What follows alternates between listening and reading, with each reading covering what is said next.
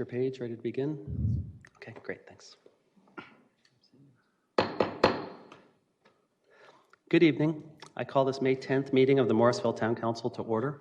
Thank you to those watching via live stream and those who are watching a recording of this meeting. On May 13th, a video of this meeting will be uploaded to www.townofmorrisville.org/government/live-video. Lieutenant Tim Hendrickson is our Sergeant at Arms for tonight's meeting. Lieutenant Hendrickson is a 20-year veteran of the Morrisville Police Department and an Army veteran. Thank you, sir. Invocation tonight will be delivered by Councilmember Rao. Thank you, Mayor. I've written this invocation this evening. It may be a little longer than usual, but it's an invocation in honor of freedom. And the last line is a quote from Durham Mayor Pro Tem Mark Anthony Middleton. Let us bow our heads. As we gather together this evening in the All-America city of Morrisville, we pray that you give the council, staff, and engaged citizens the strength and wisdom to continue to lead this innovative, diverse, and inclusive town of Morrisville, a town which demonstrates every day the best that American democracy has to offer. We pray and are so grateful for the dedication of our soldiers, and pray also for those who have died in the service of our nation. We pray for the people of Ukraine who are not only fighting, but dying for their freedom. It was philosopher Margaret Mead who once said, "Never doubt that a small group of thoughtful, committed citizens can change the world. It is the only thing that has." This evening, we were reminded that during the most turbulent and divisive times in our nation and around the world, that throughout history, the greatest change was brought about by dedicated and committed leaders, ordinary citizens who brought about the most extraordinary change to their societies, their nations, through courage, purpose, and conviction. We remember some of these freedom fighters this evening: Gandhi, Martin Luther King Jr., John Lewis, Mandela, Rosa Parks, the Freedom Riders, Václav Havel, the president of Czechoslovakia. These were leaders who commanded no armies, had no special powers, but they were able to transform their communities and nations forever. Their marches to freedom were marathons, not sprints. At each mile marker, they experienced embarrassment, ridicule, imprisonment, but never lost sight of their finish line, a free society for all. Tonight, we pray that you instill in each of us the same courage, the same purpose, the same commitment to equality, equity, fighting discrimination, fighting for peace, and for basic universal human rights. The right to vote, the right to assemble and speak freely, the right to live without the fear of violence and racial discrimination. These are rights that the people of Ukraine are fighting for today as we speak. They are dying every day as we speak. There is no shot, no pill, no vaccine that can rid the world of hatred, discrimination, genocide, and war. There is no technology, no machine, no device that can turn these rights on and off. The only cure, the only medication which can be prescribed is the love and light of our hearts, our collective purpose for the greater good, which can always guide us towards a path of peace, equality, and prosperity. Let us always recognize this very important fact and never forget it, that the foundation of freedom, justice, and peace is something that we all must strive for. As in the words of the late Martin Luther King, "Darkness cannot drive out darkness, only light can. Hate cannot drive out hate, only love can." We pray for light to always take us out of the darkness. We pray for love to always drive out the hate. We pray for peace instead of war. And we pray that we always celebrate our unity in our diversity in the United States of America.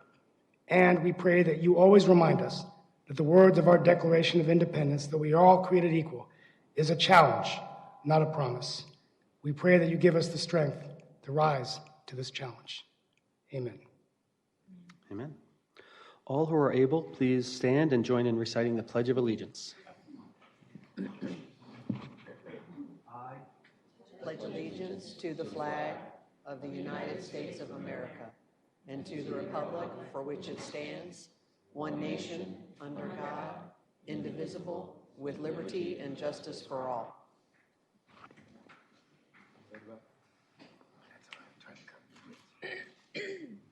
Before we adopt tonight's agenda, Town Council policy is to review and ensure there are no conflicts of interest or appearance of conflict of interest with any items on the agenda. Does any council member have anything you want to share at this time? Seeing none, I'd entertain a motion to adopt tonight's agenda. I make a motion that we adopt this evening's agenda. Second. I have a motion and a second. All those in favor, please say aye. Aye. Any opposed? Okay, that carries unanimously 7-0.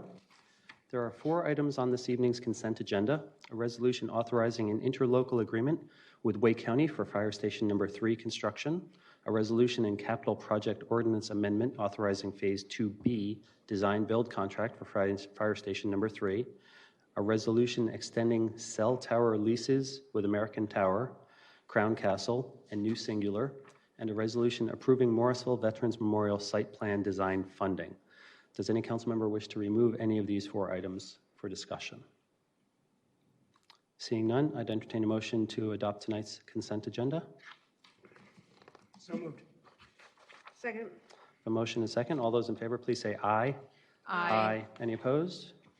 Hearing none, that carries unanimously, 7-0. We're now at item 8, presentations. We have 4 proclamations tonight, recognizing Building Safety Month, Public Works Week, Asian Pacific American Heritage Month, and Peace Officers Memorial Day and Police Week. I will read the proclamation recognizing Building Safety Month. Whereas the town of Morrisville is committed to recognizing that our growth and strength depends on the safety and essential role our homes, buildings, and infrastructure play, both in everyday life and when disasters strike. And whereas our confidence in the resilience of these buildings that make up our community is achieved through the devotion of vigilant guardians, building safety and fire prevention officials, permit technicians, architects, engineers, builders, tradespeople, design professionals, laborers, and others in the construction industry who work year-round to ensure the safe construction of buildings. And whereas in fiscal year 2021, the Town of Morrisville Inspections Department issued 1,217 building permits, conducted 9,083 inspections, and completed 3,144 plan reviews. And whereas these guardians work together with local and state officials to implement the North Carolina State Building Codes to protect us in buildings where we live, learn, work, and play. And whereas Building Safety Month is an opportunity to remind the public about the critical role of our community's largely unknown protectors of public safety, our local code officials and permit technicians, who assure us of safe, efficient, and livable buildings that are essential to our town's prosperity. And whereas Safety for All, Building Codes in Action, the theme for Building Safety Month 2022, encourage us all to raise awareness about planning for safe and sustainable construction, career opportunities in building safety, understanding disaster mitigation, energy conservation, and creating a safe and abundant water supply to all our benefit. And whereas each year, in observance of Building Safety Month, people all over the world are asked to consider their commitment to improve building safety, resilience, and economic investment at home and in the community, and to acknowledge the essential service provided to us all by local and state building departments, fire prevention bureaus, and federal agencies in protecting lives and property. Now, therefore, the Town Council of the Town of Morrisville does hereby recognize the month of May 2022 as Building Safety Month in the Town of Morrisville, North Carolina. And I think someone's calling about that now. If I could ask Inspections and Building Department to come on up to receive this proclamation.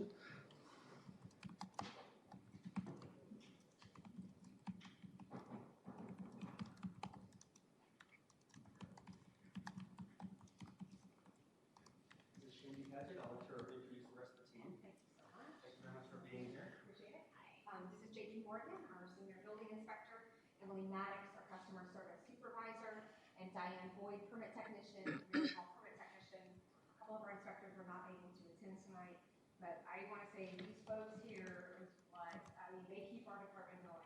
Every day they come in, they work so hard to serve the community, and I thank you guys for everything that you do. We just really appreciate it, and I appreciate the support that all of you provide us as well. So thank you so much. Thank you.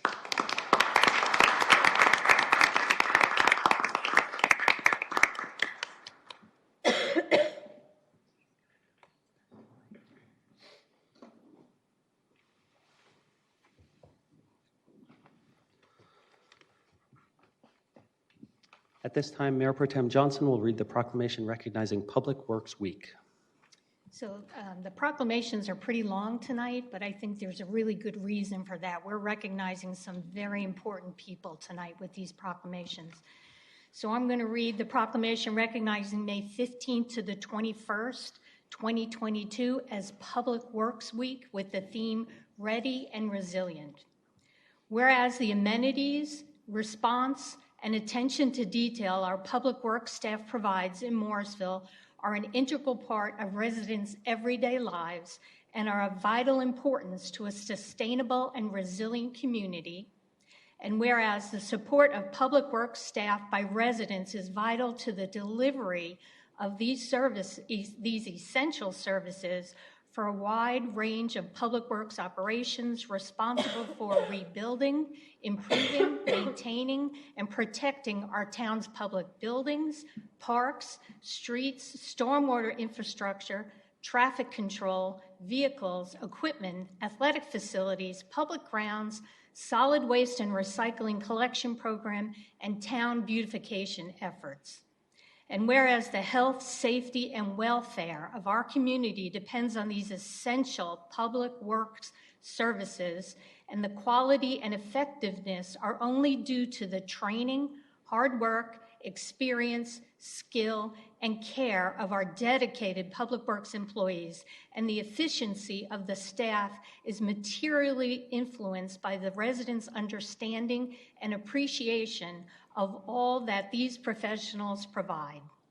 Whereas the public works professionals are always ready to serve their communities and resilient as ever in their abilities to pick themselves up after encountering challenges, the ready and resilient theme highlights the ability of these professionals to perform public works duties and be ready at a moment's notice to react as first responders during natural disasters and overcome trials seen in the field. Public works staff help keep communities strong by providing an infrastructure of services in transportation, water and stormwater treatment, public buildings and spaces, parks and grounds, emergency management, and first response, solid waste, and right-of-way management. Now be it therefore resolved, the Morrisville Town Council does hereby proclaim the week of May 15th to the 21st, 2022 as Public Works Week with the theme Ready and Resilient, and call upon all residents and civic organizations to acquaint themselves with the quality professional services provided by our Public Works Department, and to recognize the substantial contributions that our employees make every day to preserve and protect the health, safety, welfare, and overall quality of life we all enjoy. And it's adopted this 10th day of May. And I think Stephen Spurrill is our interim Public Works Director, and I ask him to come up and receive the proclamation, please.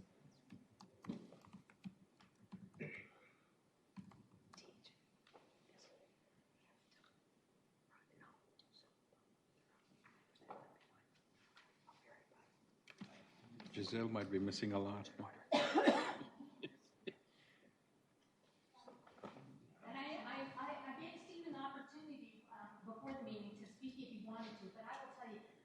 Proclamation spells it out.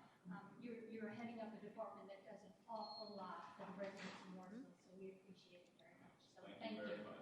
Appreciate it.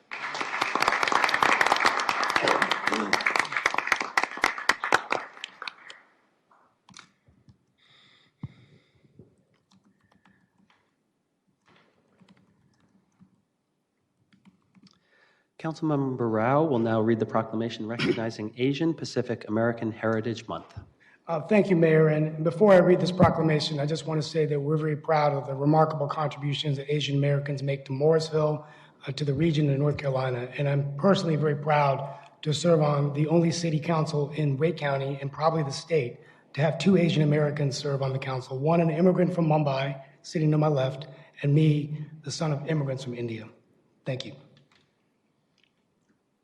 Proclamation recognizing May as Asian Pacific American Heritage Month.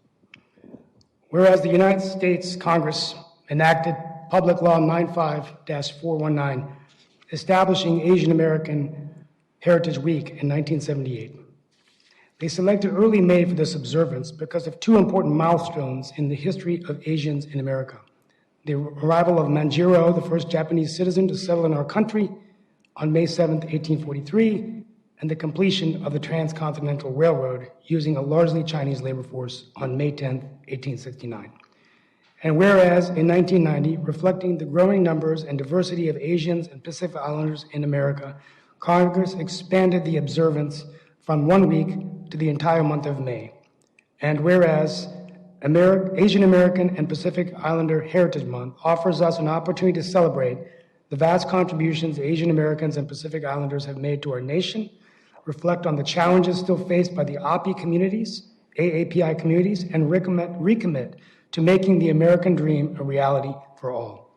And whereas Asian Americans and Pacific Islanders comprise many ethnicities and languages, and their myriad achievements embody the American experience, Asian Americans and Pacific Islanders have started businesses, including some of our nation's most successful and dynamic enterprises. AAPI men and women are leaders in every aspect of American life, in government and industry, science and medicine, the arts and our armed forces, education and sports. And now, therefore, the Town Council of the Town of Morrisville does hereby recognize May as Asian Pacific American Heritage Month.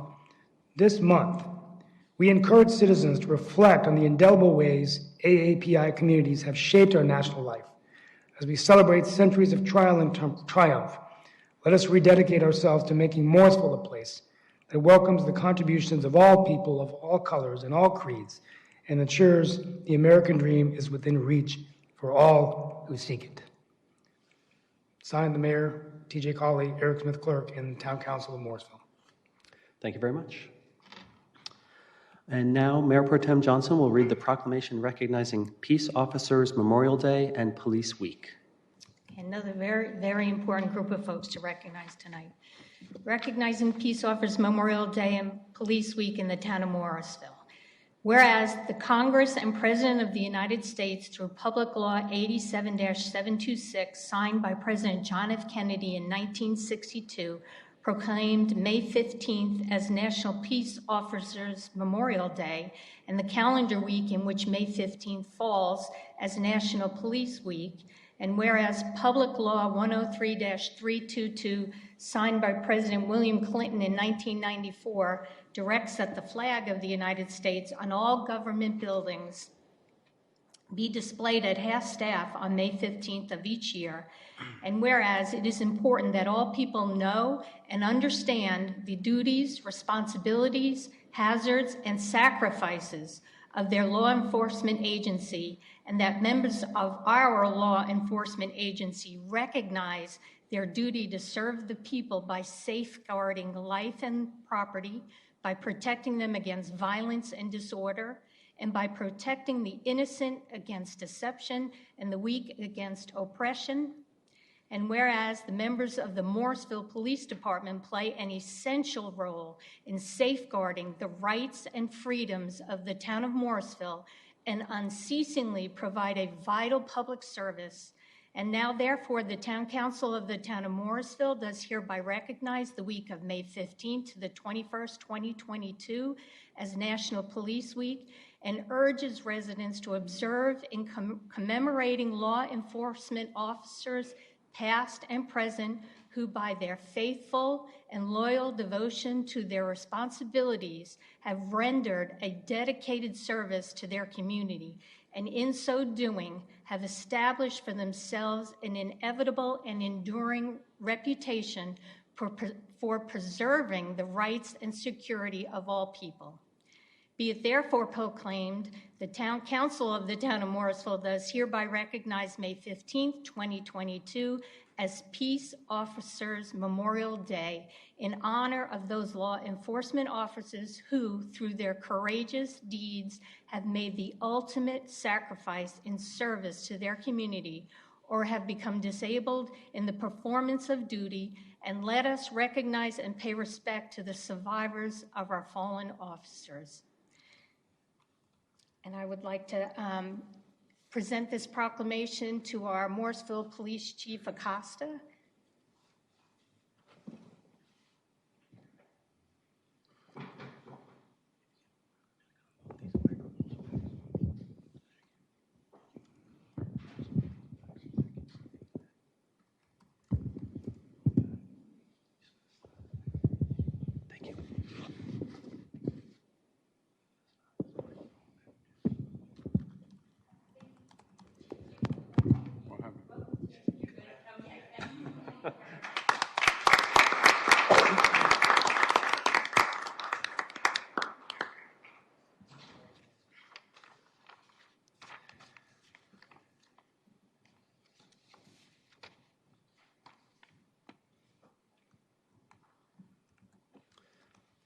We are now at item 9, public address. Is there anyone signed up to speak in person, Town Clerk Smith?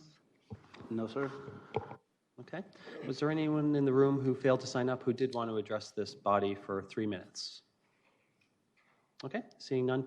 Were there any public comments received via email or our portal or anything, sir? No, sir. Okay. Moving on. We're now at item 10, action items.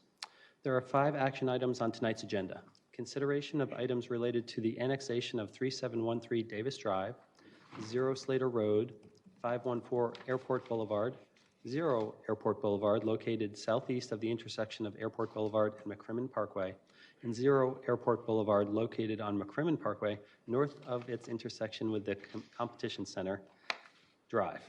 Kate Murdoch, Planner 1, will facilitate the first 2 items. Ms. Murdoch. Good evening, Mayor, members of council. Can y'all hear me? Perfect. A little louder, maybe. Okay, sure thing. Good evening. I'm here tonight to present to you an annexation petition that the town has received for property at 3713 Davis Drive. I'm a little far there. So the property is shown here in this red outline. It's just on Davis Drive, across the street from the Wegmans. It's currently a single-family residential property, and the applicant is proposing to develop a minor automobile repair facility on the site. The site's a little under 1.5 acres and currently located within the town's extraterritorial jurisdiction, but outside of the town's corporate limits, hence the need for the annexation. So you can see here, this is, again, the property. This sort of magenta area represents the town of Morrisville's corporate limits. The green shows the town of Cary's corporate limits. The property is currently zoned for the conditional corridor commercial zoning district, and this property was rezoned back in January of this year from the neighborhood activity center zoning district. Staff is recommending approval of this annexation petition for the following reasons. Firstly, the town has historically honored all voluntary annexation requests. Second, the petition does meet all of the statutory requirements for an annexation. Third, the annexation of the property would expand the town's tax base, and in doing so, would improve the economics of scale in the delivery of town services. So tonight we are asking you to take action on 2 items. These are 2 resolutions, the first being the resolution asking the town clerk to investigate the sufficiency of the petition of the annexation. And the second resolution would be setting a date for the public hearing for this annexation petition. Town staff is suggesting the public hearing be held in 2 weeks' time at the May 24th Town Council meeting. Do you have any questions for me at this point? I'd like to recognize Councilmember Rabati, please. Hi, I just have a quick one. Is the minor automobile repair service station, is it going on this property whether we agree to the annexation or not, and we're just deciding to annex, or is it conditional upon annexation? So the annexation was a condition of the rezoning that was approved back in January for this project. Okay. So. Any other question or comments before we entertain motions on these 2? Councilmember Garamella. Okay, my memory is a little faint, but I thought this was a tire company, right? That was what my thought. So how is it changed to automobile repair? So want to get the clarity on that. The use hasn't changed since the rezoning. It's the same. Okay, This was because when the you say minor automobile, we didn't want any oil and all that. So at the time when we were doing the rezoning, so we thought it was just the tire replacements. Or, yes, okay. That's correct. That's just the use category that this Okay, so- project would fall under. Yeah, I would caution by saying minor automobile change because that flags will go up for everyone. Okay, thank you. So they'll be allowed to do oil changes, but it won't be primarily an oil change place? Correct. Would that be a fair way to say? Okay. That's what we thought. Okay. If there's no other questions or comments, let's do this as 2 separate motions. Who would like to make the first motion?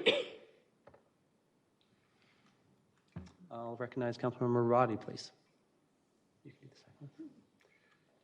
Councilmember Rabati, if you want to make the motion, thank you. Yes, I make a motion that we approve Resolution 2022-159-0A of the Morrisville Town Council. Do I have to read the whole thing? Yes, please. Pertaining to the sufficiency of the petition to extend the town of Morrisville corporate limits to include property located on Davis Drive north of its intersection with Holly Creek Road, commonly known as 3713 Davis Drive, ANX 220008. Second. I have a motion and a second. All those in favor, please say aye. Aye. Any opposed? Hearing none, that carries unanimously. Who would like to read the second one? I'll go back to Councilmember Rabadi, please. I make a motion that we approve Resolution 2022-159-0B of the Morrisville Town Council, setting a date for a public hearing on the question of a voluntary annexation petition for property Davis Drive north of its intersection with Holly Creek Road, commonly known as 3713 Davis Drive, ANX 220008. Okay, I have a motion Second. and a second. All those in favor, please say aye. Aye. Any opposed? Hearing none, that passes unanimously. So we'll see you again in 2 weeks on that item. Absolutely. Going right on to item 10B. Pass it right back to you. All right.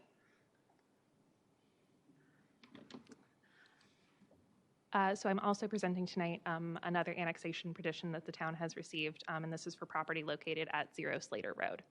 So you can see this parcel here. I know that it looks like two parcels in this image. It is one parcel. They just were split by Slater Road when that was built. It's currently vacant land, and the property owners have proposed to build multifamily property on the southern portion and office space on the northern portion. The property is a little over 25.25 acres. Again, it's currently vacant. It's currently zoned. The southern piece is high-density residential, and the northern portion is zoned conditional business activity center. This property, much like the last one, is also within the town's extraterritorial jurisdiction, but outside of the corporate limits at this point in time. And you can see, again, the magenta areas are within the town of Morrisville's corporate limits, and the sort of green over here is the town of Cary. This, again, just shows the zoning. Again, these two are both in conditional zoning districts, the southern piece in conditional high-density residential, and the northern portion in conditional business activity center. Staff is also recommending the approval of this annexation petition for the same reasons that we recommend the approval of the previous one, as the town has honored all voluntary annexation requests previously. The petition does meet the statutory requirements. The annexation of this property would expand the town's tax base, and in doing so would improve the economics of scale and the delivery of town services. We are also asking that you all take action on 2 more resolutions this evening. The first one being, again, asking the town clerk to investigate the sufficiency of the petition, and the second one setting a date for the public hearing for this annexation. Again, we're recommending the public hearing be held in 2 weeks' time at the May 24th meeting.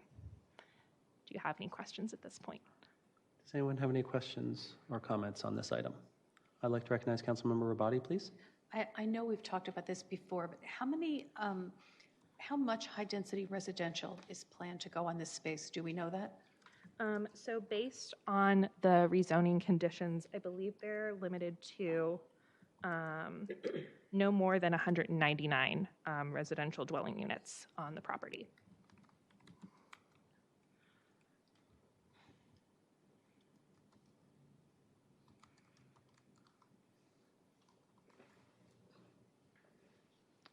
Any other questions, Councilmember Rabadi, or is that?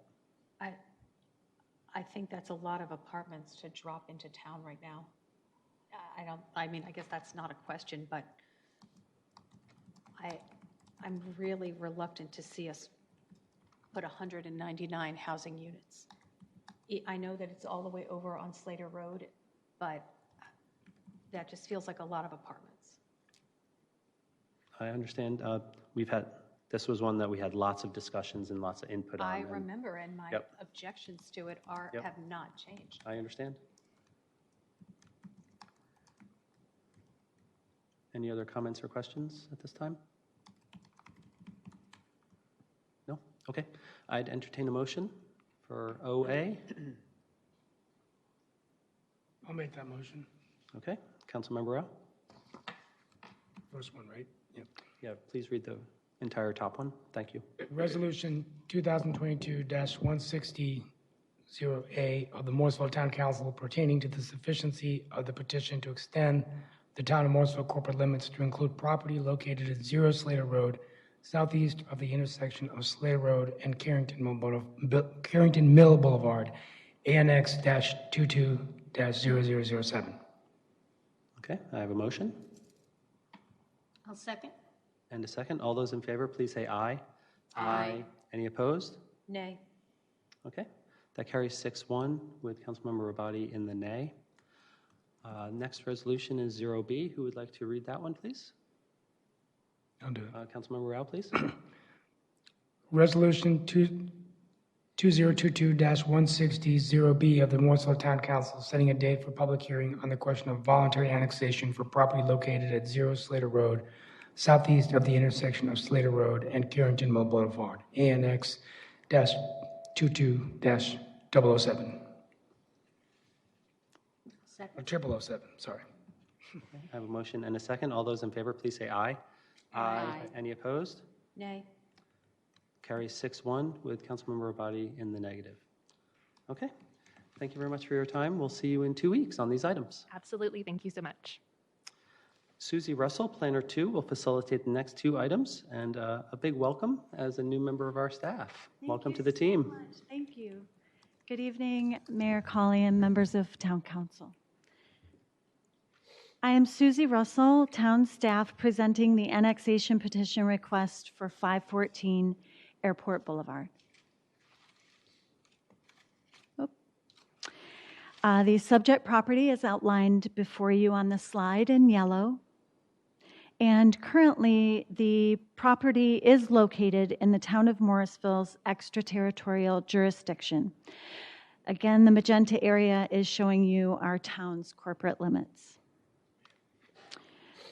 The subject property consists of approximately 111 acres of vacant land that lies within the Business Activity Center zoning district, as well as our Gateway Overlay District.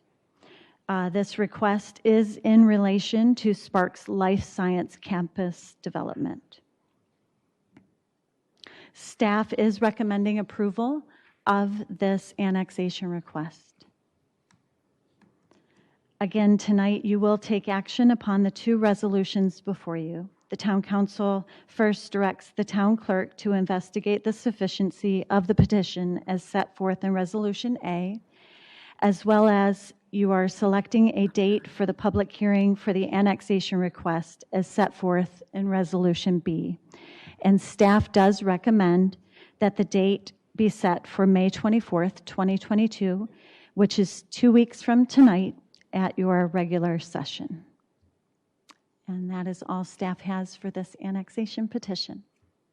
Okay, does anyone have any questions or comments on this item? Okay, I'd entertain a motion as per the screen. I'll recognize Councilmember Rabadi, please. I make a motion that we approve Resolution 2022-144-0A of the Morrisville Town Council pertaining to the sufficiency of the petition to extend the town of Morrisville corporate limits to include 514 Airport Boulevard located southeast of the intersection of Airport Boulevard and McCrimmon Parkway, ANX 220006. Okay, I have a motion Second. and a second. All those in favor, please say aye. Aye. Any opposed? Okay, that carries unanimously 7-0. I'd like to recognize Councilmember Rabadi again. I make a motion that we approve Resolution 2022-144-0B of the Morrisville Town Council, setting a date for the public hearing for the extension of the Town of Morrisville corporate limits to include 514 Airport Boulevard, located southeast of the intersection of Airport Boulevard and McCrimmon Parkway, ANX 220006. Second. Motion and second. All those in favor, please say aye. Aye. Any opposed? Okay, that carries unanimously as well. We'll pass it right back to you, Ms. Russell, for the next item. Great, thank you. Okay, so again, Susie Russell, Town staff, presenting the annexation petition for 0 Airport Boulevard. And the subject property is outlined in blue before you on the slide.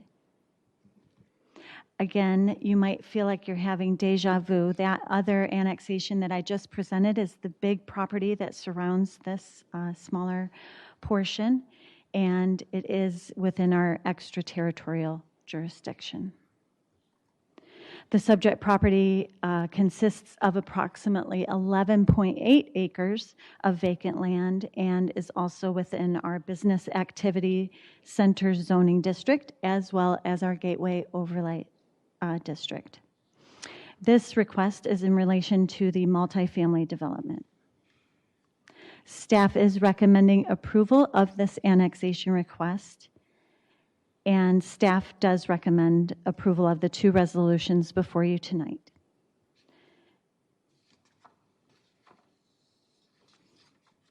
We also recommend that the meeting be held on May 24th, 2022 at your next regular session meeting. Thank you. Okay. I'd like to recognize Councilmember Rabadi, please.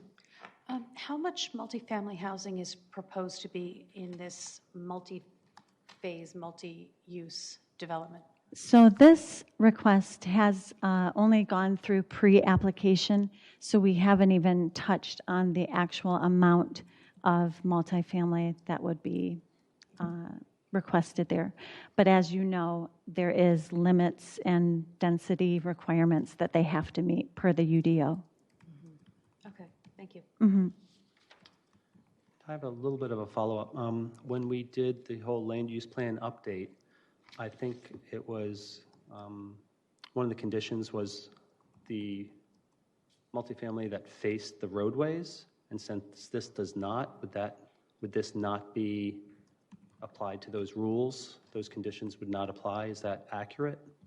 So if I think what you're saying is if this multifamily, because it's tucked behind the property in such a way that it isn't fronting Airport Boulevard. Or McCrimmon, yeah. Or McCrimmon, yeah. Then those standards would not apply to that property. So for instance, there was talk about multifamily on McCrimmon, and there are specific things that development would have to meet. And Chris might have some extra Okay. information. Mr. Lawson, if you could identify yourself and your role for the record, please.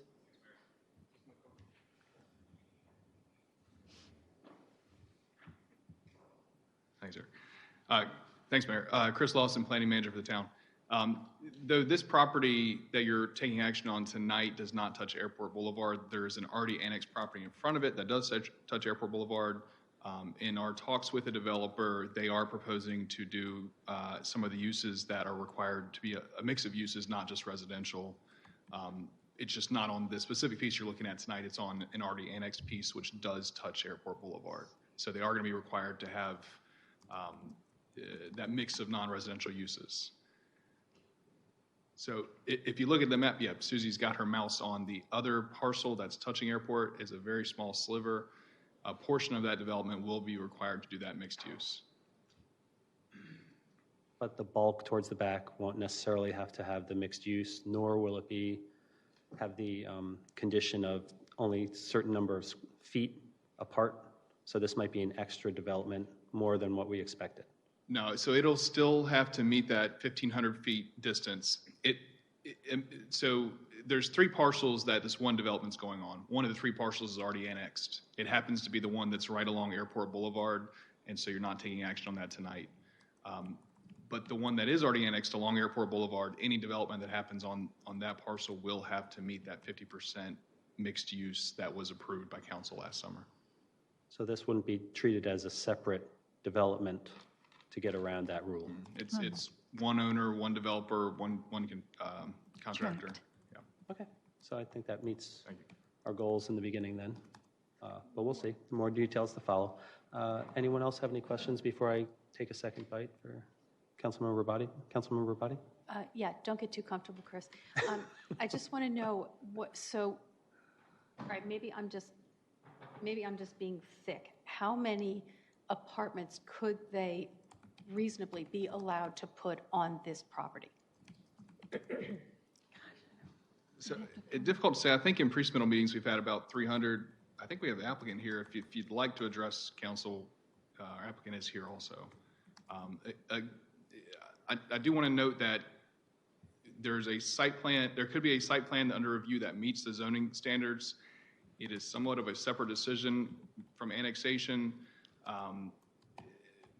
I understand it is all tied together, but they are somewhat separate decisions. But I want to note that we do have the applicant here if you'd like to ask more specific questions about what they propose on that site. I mean, yeah, that's fine with me. I believe that would be appropriate. Thank you very much. The applicant would like to identify themselves for the record. Thank you very much for being here.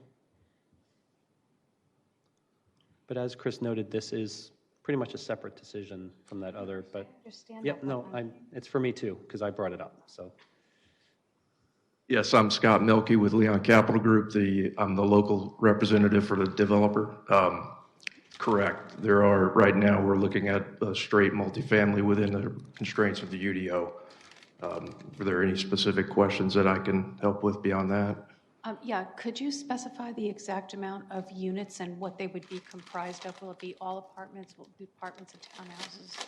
We are still in the early planning phases of that. I'm hoping to have more details over the next month or 6 weeks or so.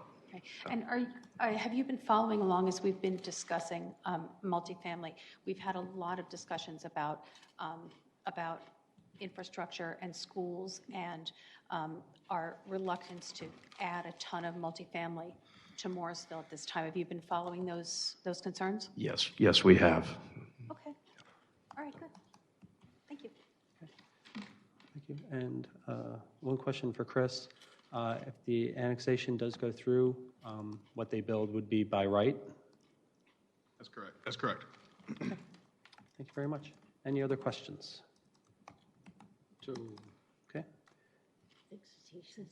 Oh, just use your things, Satish. Yeah. So, Councilmember Garamella, please. so Chris, then it will be by right. Then will we? So how will this answer that Anne is asking will be answered then? About amount of units. About how will they answer about how many units? Mm-hmm. So unlike a rezoning like the council's had in the past where you're able to set a hard cap on the number of units, it will be based on the zoning. So for this kind of zoning, it's the business activity center. It doesn't have a hard net density cap, but it will have to rely on other standards such as the parking, the height maximum, things like that. From what Scott's group has shared with me up to this point, I believe it's around 300 units. Is that around there? I haven't seen a specific plan yet other than just a conceptual kind of drawing for what's proposed. Clearly, as we get into more of this details, there's tree preservation, 150% is required of what's normally required, additional landscape buffers. And so ultimately, to answer your question, though, the council is not going to be able to set a hard cap on a number of units, such as the annexation we discussed earlier, which had a hard cap of 199 units.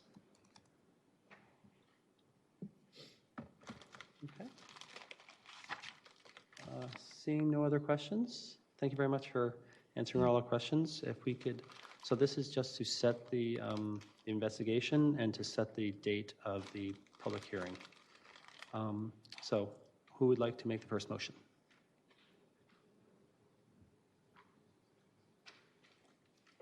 I'll recognize Councilmember Scroggins Johnson, please. Since we're taking turns this evening, I would like to make a motion to approve Resolution 2022-150-0A of the Morrisville Town Council pertaining to the sufficiency of the petition to extend the Town of Morrisville corporate limits to include 0 Airport Boulevard located southeast of the intersection of Airport Boulevard and McCrimmon Parkway. This is Annex 22-0009. Second. I have a motion and a second. All those in favor, please say aye. Aye. Any opposed? Nay.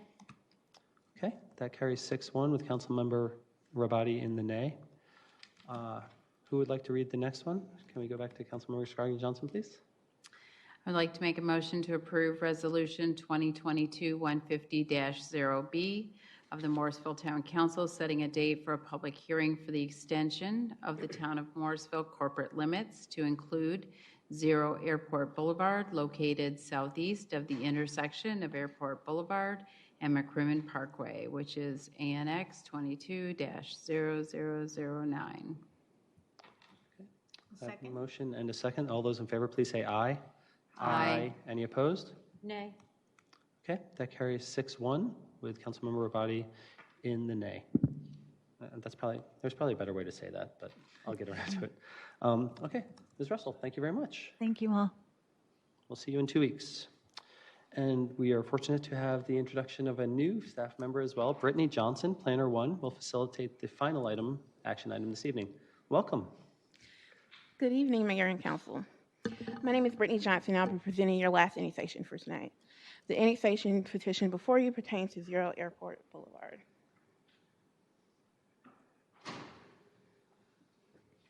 The property is outlined in red, as you can see, and is located on McCrimmon Parkway, north of its intersection with Competition Center Drive. The property is owned by King Combs LLC and is zoned BAC, which is Business Activity Center, is also located in Gateway Overlay District. The 45.6 acre property is currently undeveloped. However, a multi-phase life science campus is proposed and under review. As you can see, the jurisdictional boundaries, the property is outlined in red, and the town of Morrisville is in the magenta, and the green is representing the town of Cary. Staff does recommend the approval of the petition to extend the town of Morrisville corporate limits to the subject property, outlined for the same reasons that you've seen in the other annexations as well. Here are the resolutions that you'll be taking action on tonight. This concludes my presentation, but if you have any questions for me, just let me know. Okay. Does anyone have any questions on this or comments on this item? I guess I just have a quick question. Why is it bisected? Why are the two pieces non-contiguous? Yeah, so the middle portion is already annexed, and so you just have 3 more tracks that are represented in this annexation. Okay, sounds good. If you could bring the motion screen back up again, I'd appreciate it. Who would like to make this motion? I'll recognize Mayor Pro Tem Johnson, please. I'll make a motion to approve Resolution 2022-143-0A of the Morrisville Town Council pertaining to the sufficiency of the petition to extend the town of Morrisville corporate limits to include 0 Airport Boulevard located on McCrimmon Parkway north of its intersection with Competition Center Drive, annexation 22-0005. Second. I have a motion and a second. All those in favor, please say aye. Aye. Any opposed? Okay, that carries unanimously 7-0. I'd like to recognize Mayor Pro Tem Johnson. I'll make a motion to approve Resolution 2022-143-0B of the Morrisville Town Council setting a date for a public hearing on the question of a voluntary annexation petition of 0 Airport Boulevard located on McCrimmon Parkway north of its intersection with Competition Center Drive, annexation 22-0005. Second. Motion and a second on that one as well. All those in favor, please say aye. Aye. Any opposed? Okay, that carries unanimously as well. Thank you very much, Ms. Johnson. See you in a couple of weeks. See y'all in a couple of weeks. Okay, we're running just a tad ahead of schedule, but now might be a good time to go ahead and take a break because our next item will be long. It will be the budget.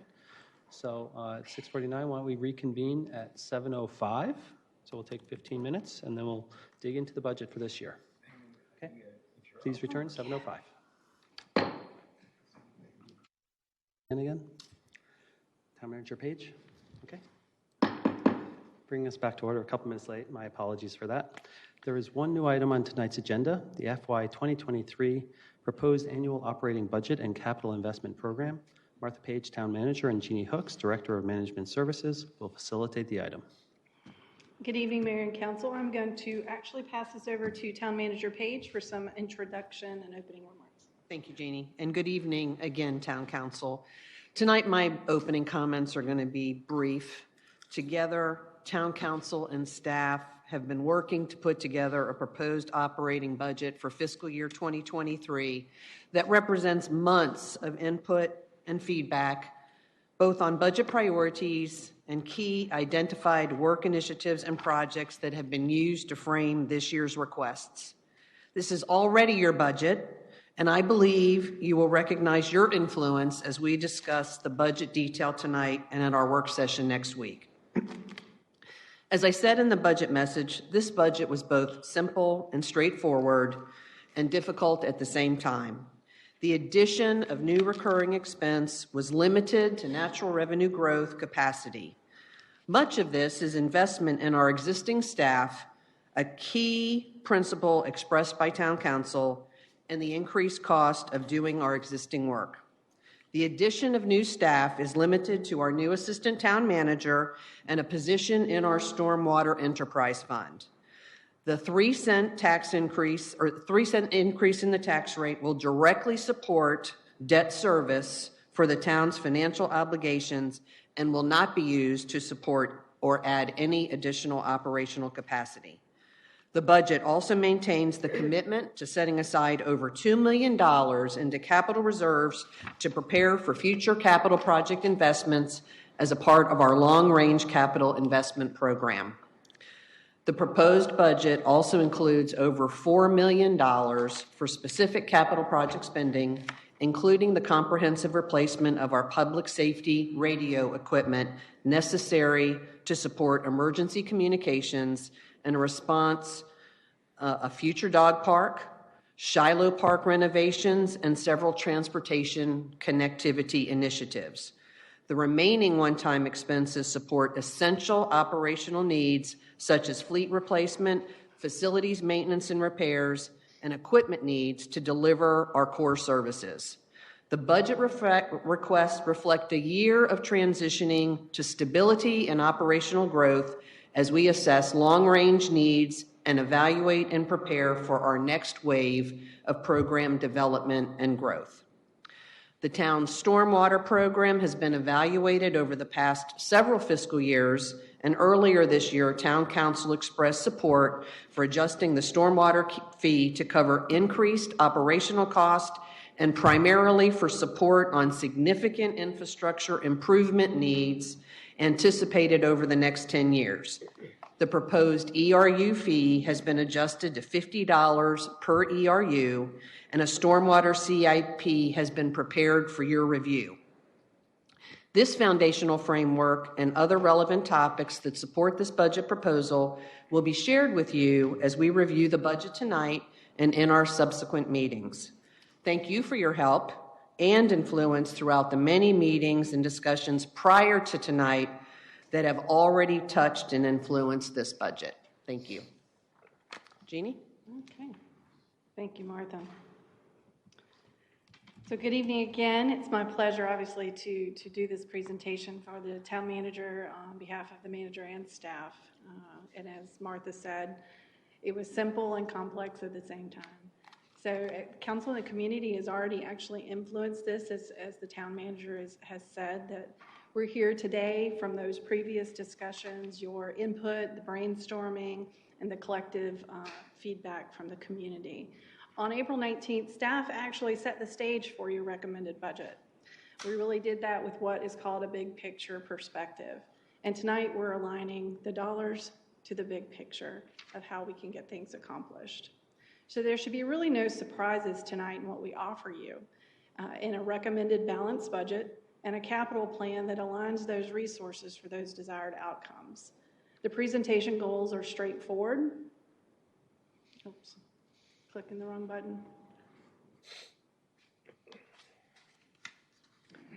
They are straightforward. We're going to spend a little time reviewing your operational budget and your capital budget.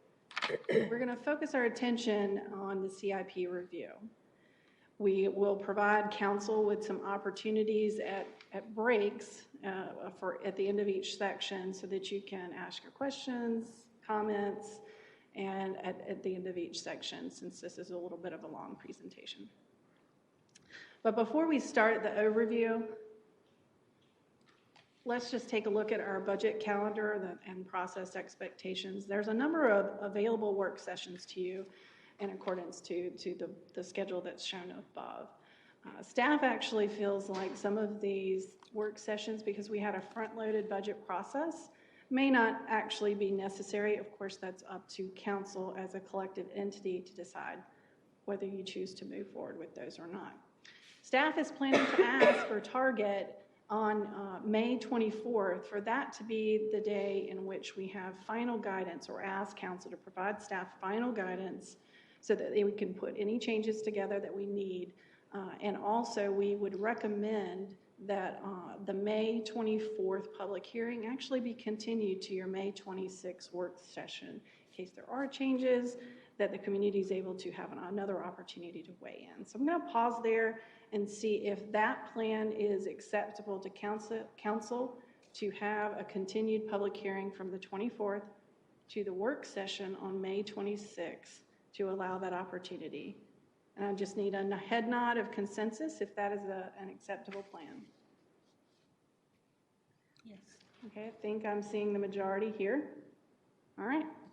So staff always, before we get going, we encourage you as council in your deliberation of a budget to really put on the table early your questions, your comments, and your position on the budget so that you can allow staff to either provide or respond, or that you allow your fellow council members to know where you stand and that you are collectively united when you get to time of adoption or when you give us additional direction.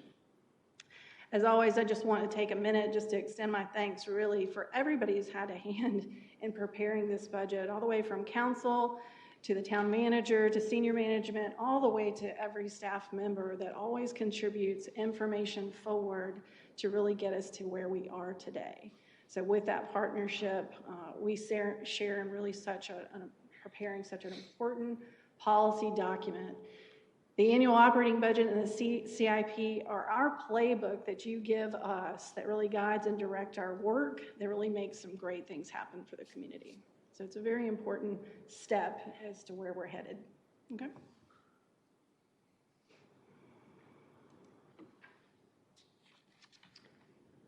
So with our process, the town manager has given you some introductory remarks. She's set the stage really well. Again, we're going to do just a main overview of the budget tonight, and we'll go into some details with the CIP as our main focus of discussion.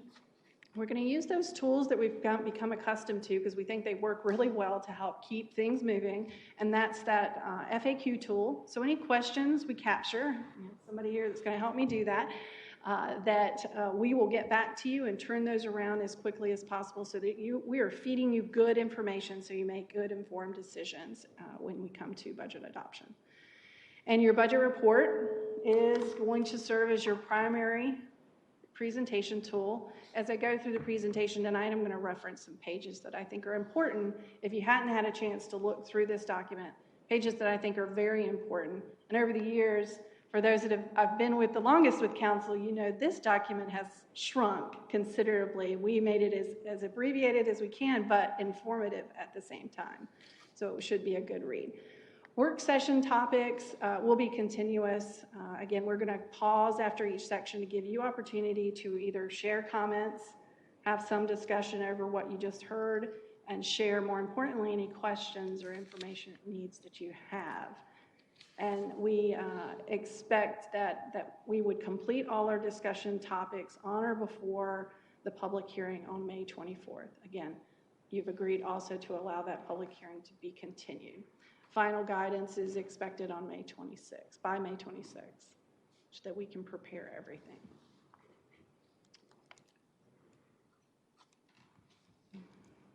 Okay, so overview of our goals. As we've heard from council through your brainstorming, the goals focus on really strengthening existing core services while finding those small project wins.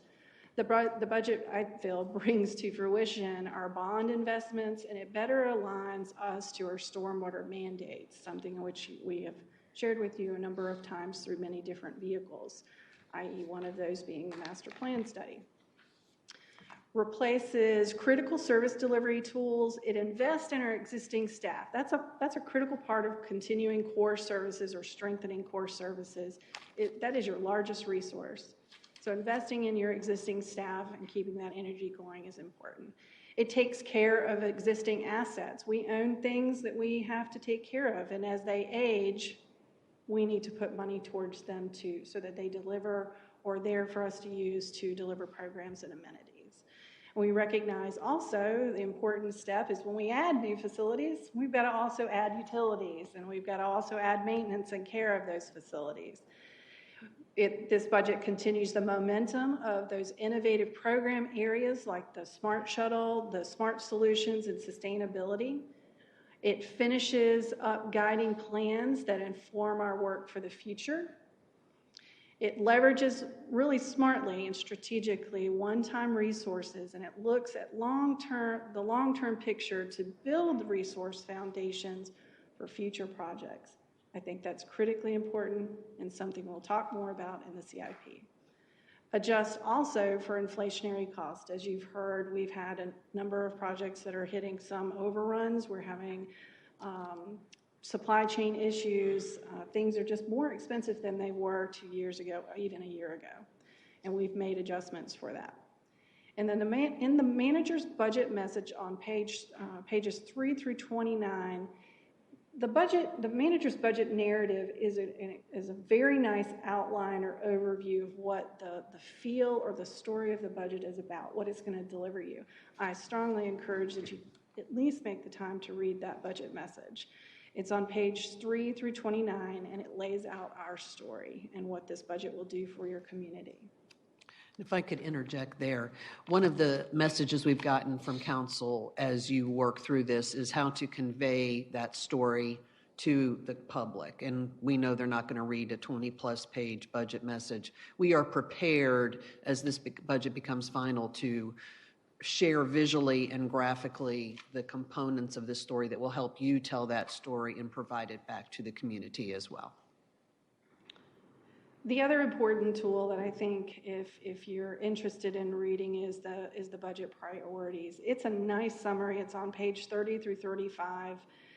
It really gives you a nice summary of what are the meat and potatoes of the new things that we are doing with this budget over and above your base budget item.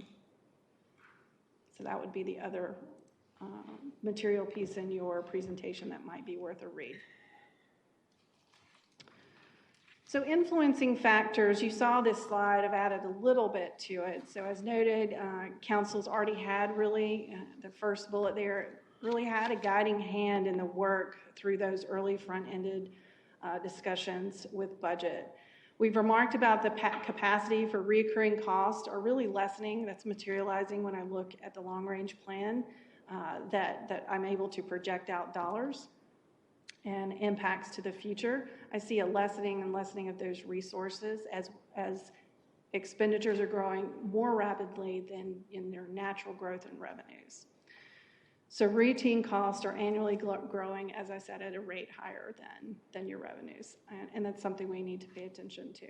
So tax increase is something else worth mentioning several times, is that the tax rate increase, the 3-cent increment, it does not support operations. It's solely being committed to your new debt. It's going to be necessary for that new debt to be able to pay for not just the bonds, but any other items that we might bring on that were in that debt model, i.e. Public Works was one of those identified projects. That leaves really your natural growth in revenue sources to fund your operations and includes a measured use, I use that word measured intentionally, measured use of fund balance reserves in order to balance the budget. So the use of fund balance, it's not more than 4%. Usually I like to keep it around 3%. I did push it just a little bit this year to be able to fold in just a few other one-time things. Fund balance is for one-time items, should not be used for recurring expenses.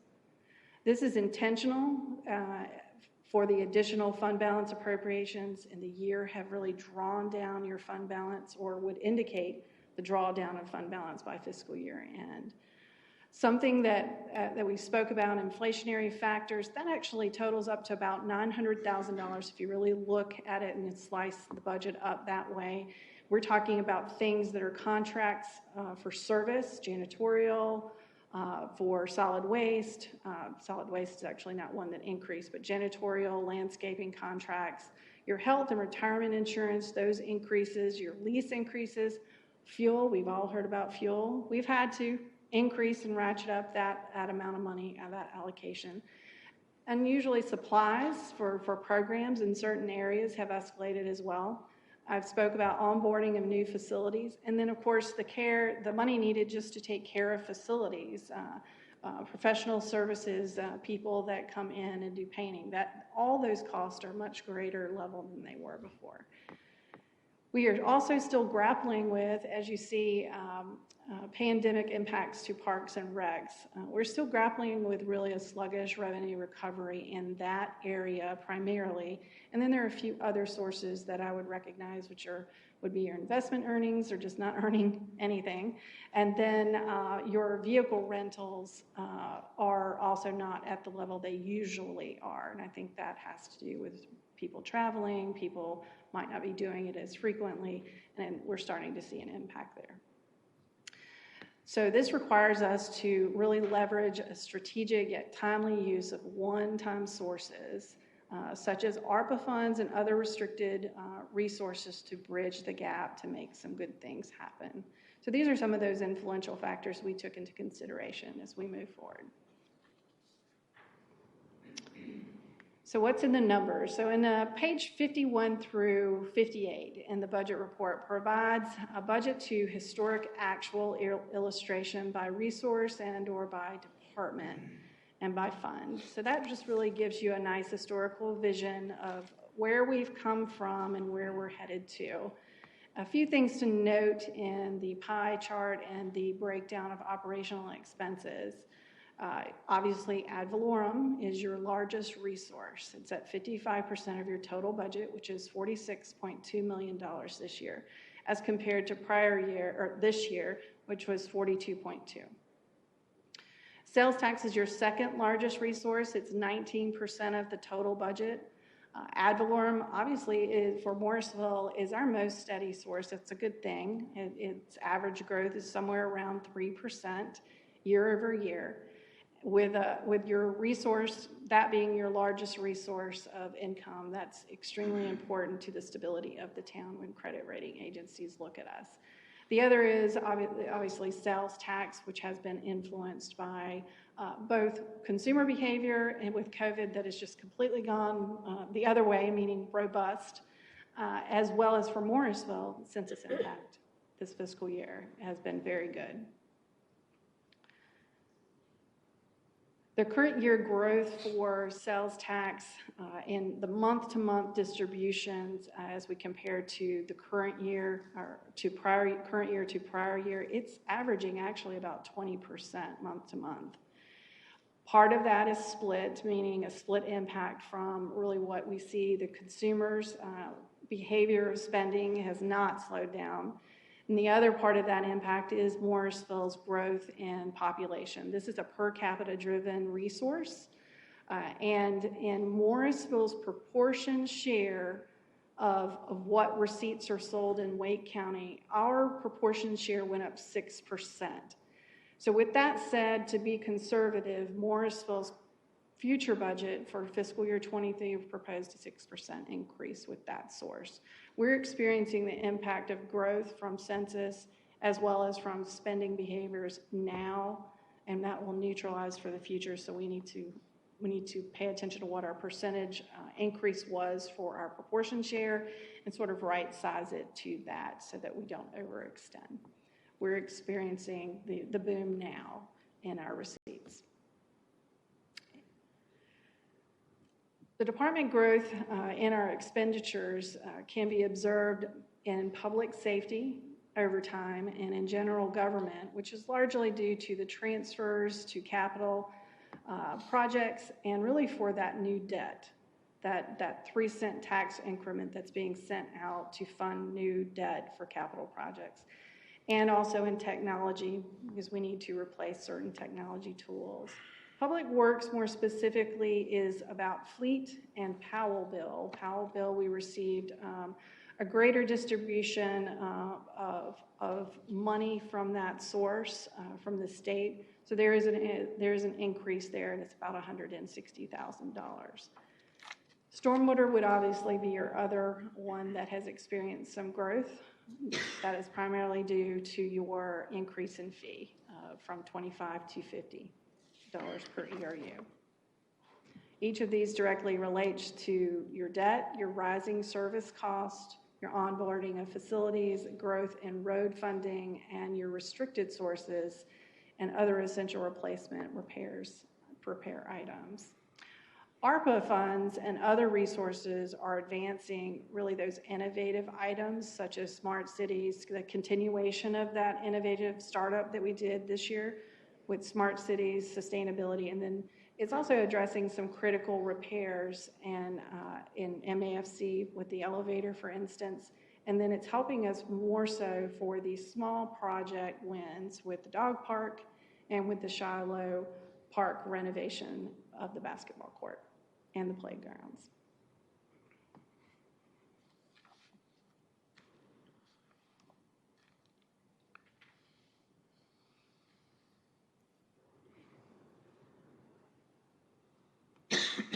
Other funds that we have are called non-operating funds. These are more strategic in that it's a management tool that they are not commingled in your operating funds. One of those, for instance, would be your ARPA fund. We had guidance early that said we should have that as a separate fund so that it's not commingling the dollars and that we can track it appropriately. So that's more logistical. The retirement funds, your retirement funds are your OPEB and your LEO. Those are very different funds. Those are to retain and set aside funds for future retirement items for healthcare and for your LEO folks, your police officers. Then we also added in years past that your debt fund to be able to pull out and track that better and more so to preserve any retirement of a resource to be able to retain that retirement of debt so that we can repurpose it for future debts. That was a strategic move, as well as the healthcare premium fund was another one. It's just a strategic measure to be able to manage it more appropriately, but also to retain anything that was unused in a fiscal year for the same intended purpose for the healthcare premium, to repurpose it for premium increases as they go. All right. So let's break down your operating budget of $46.2 million. So the base budget here at the beginning of the current year was roughly $38 million, just a little bit more than that. It's proposed to increase, as you can see by the bottom chart, by 13% to approximately $42.8 million. The breakdown reveals that the added $4.9 million to the general fund and stormwater, when I talk about operating, I'm putting those two funds together, the reoccurring cost of $4.9 million, almost $2 million of that is directly related to the debt monies, the 3-cent tax increment that's being sent to pay for future debt. That's 40% of your $4.9 million of reoccurring money shown here. That's for new debt. I already spoke about inflation, $900,000 of that. 4.9 million is actually for inflationary items. That's 18% of that number. That's directly correlating to inflationary costs. The cost to just do core service business has gone up. And that also includes healthcare premiums increases and retirement increases that were required to account for fuel and other programs. That leaves really about, when you look at it, when you slice it up, $2 million of that 4.9 for other recurring items that are primarily workforce related.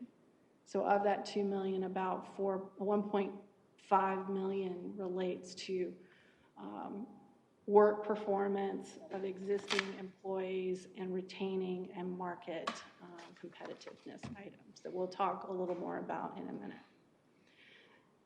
This really demonstrates what the town manager mentioned about a restrained expansion of your base budget or your core services. This is us focusing on what currently exists today and strengthening it, not expanding it as much.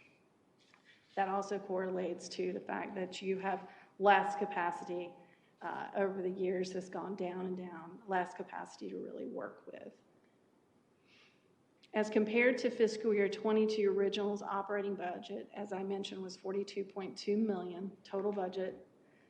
Fiscal year 23 is $4 million greater, or 9% overall. Again, when you slice the numbers, that $9 million, what you're sending out for one-time sources to fund capital projects or put away for future capital projects, as well as what you have in real growth in your base budget, 9% is really not as much as you think. One-time items and transfers to reserve total about $3.4 million, and of that number, 63% is actually going towards future reserves for future project investments. The base budget is growing, as I mentioned earlier, at a faster pace than revenues, at an average of 7%, 10% as compared to historic years. The base revenue trends are growing around 3 to 4%. As I mentioned, your largest source grows at a steady rate of 3%, your ad valorem taxes that are based on property. It's important that we observe that there will be future influences to our growth, and this is something that we talked with the credit rating agencies about, is the development opportunities that are really on the horizon. The tax base is one of my favorite topics, and land use planning is directly related to how you drive that engine. McCrimmon Parkway extension, when we opened up that roadway, was a critical opportunity for Morrisville to pave the way for our future tax base growth. We are already seeing projects come through the pipeline that are reaping the benefits of opening that roadway up, that corridor up. The other one that's coming forward is your town center and what that can do for our future sustainability and our growth in our tax base, our biggest revenue engine. The other one that's coming down the road is your transit-oriented development area. How you develop that will also be critically important to your economic growth. So we need to keep a weather eye on that horizon for what those things can do for us and how they sustain us. And credit rating agencies paid quite a bit of attention to that fact.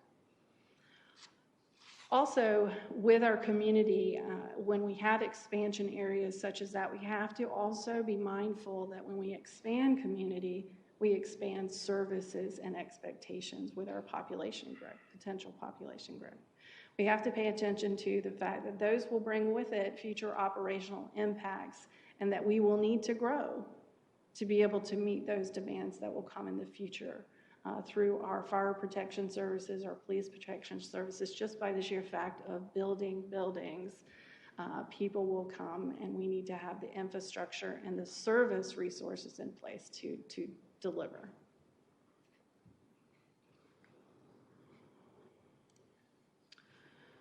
This should be a familiar slide as well. If we touch on the high points of your operating budgets between your general fund and your stormwater, it's about $7.6 million that's represented here.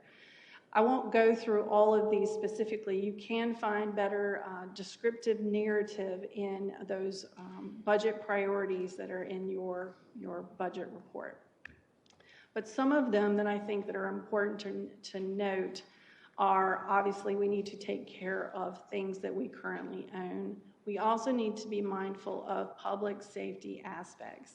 So our ADA pedestrian safety initiative, our onboarding of new facilities, we are strengthening our existing services, and we are paying attention to our recovery needs.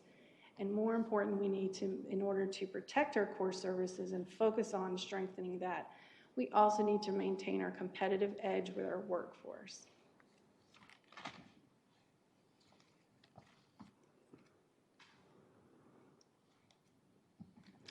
So government is service focused, and skilled and dedicated workforce investment in our employees is really what makes the magic happen.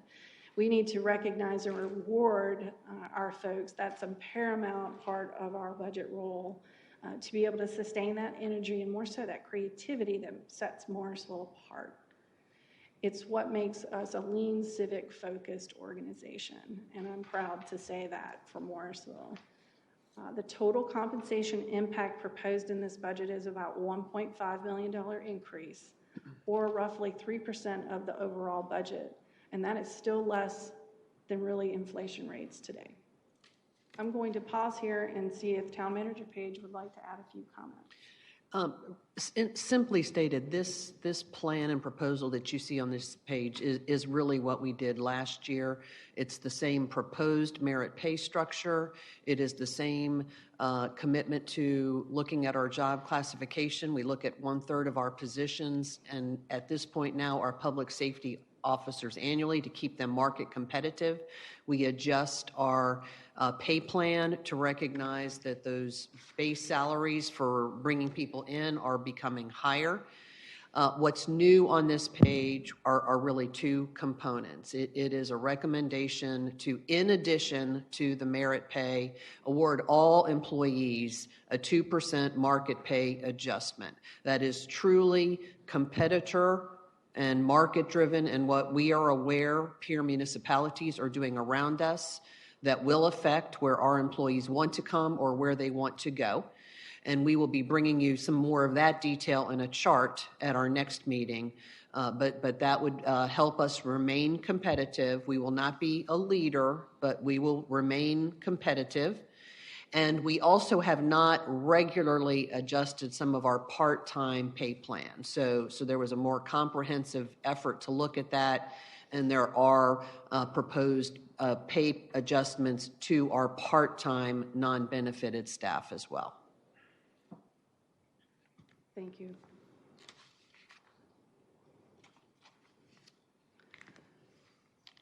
So now we're going to talk a little bit about your capital budget, and I want to clarify your capital budget is really your first year of your CIP. It's the year in which we're appropriating dollars, and it aligns with your annual operating budget. The other years are called the future years, or your planning years in a CIP. And we work with those as we reassess each year what capacity we have and what we're able to move forward or not. This year, your capital budget is focused on $14.6 million is what the CIP year is about. We're appropriating about $5 million of that with this budget. We still need to work on a few items to be able to get the details to prepare the ordinances, and I'll talk about which ones those are in just a second. So while our operating budgets are really focused on maintaining quality services and stabilization, our capital budget is gearing up to optimize on the resources that we've set aside strategically in prior years. So we're leveraging our capital reserves that we've set aside, we're using restricted resources, and we are utilizing and executing, it's important for us in executing those planned bond debt items. We are getting those initiated and started. We just completed our first issuance for the first round of projects in that series. The capital budget, as I said, is just the first year of your CIP plan. It's the year you make appropriations.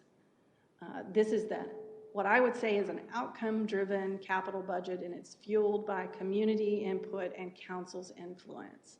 You will recognize a few shifts forward of new projects, and you'll notice us getting things shovel-ready for bond projects that will come with a future issuance for the construction cost. This also establishes a new CIP program for your stormwater that's based on your master plan study that gave us direction and guidance. And the capital plan or the capital budgets can be found on page 48 through 50. Those are the dollars you'll be appropriating now.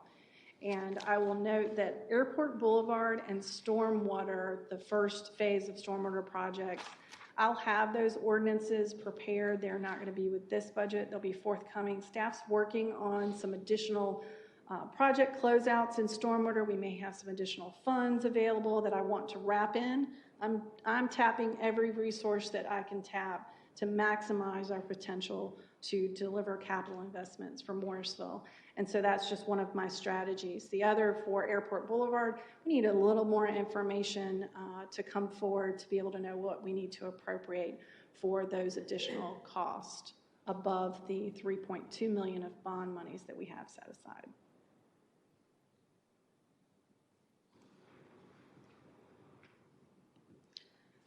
So here's where we come to how can we afford this? How do we align the dollars and cents?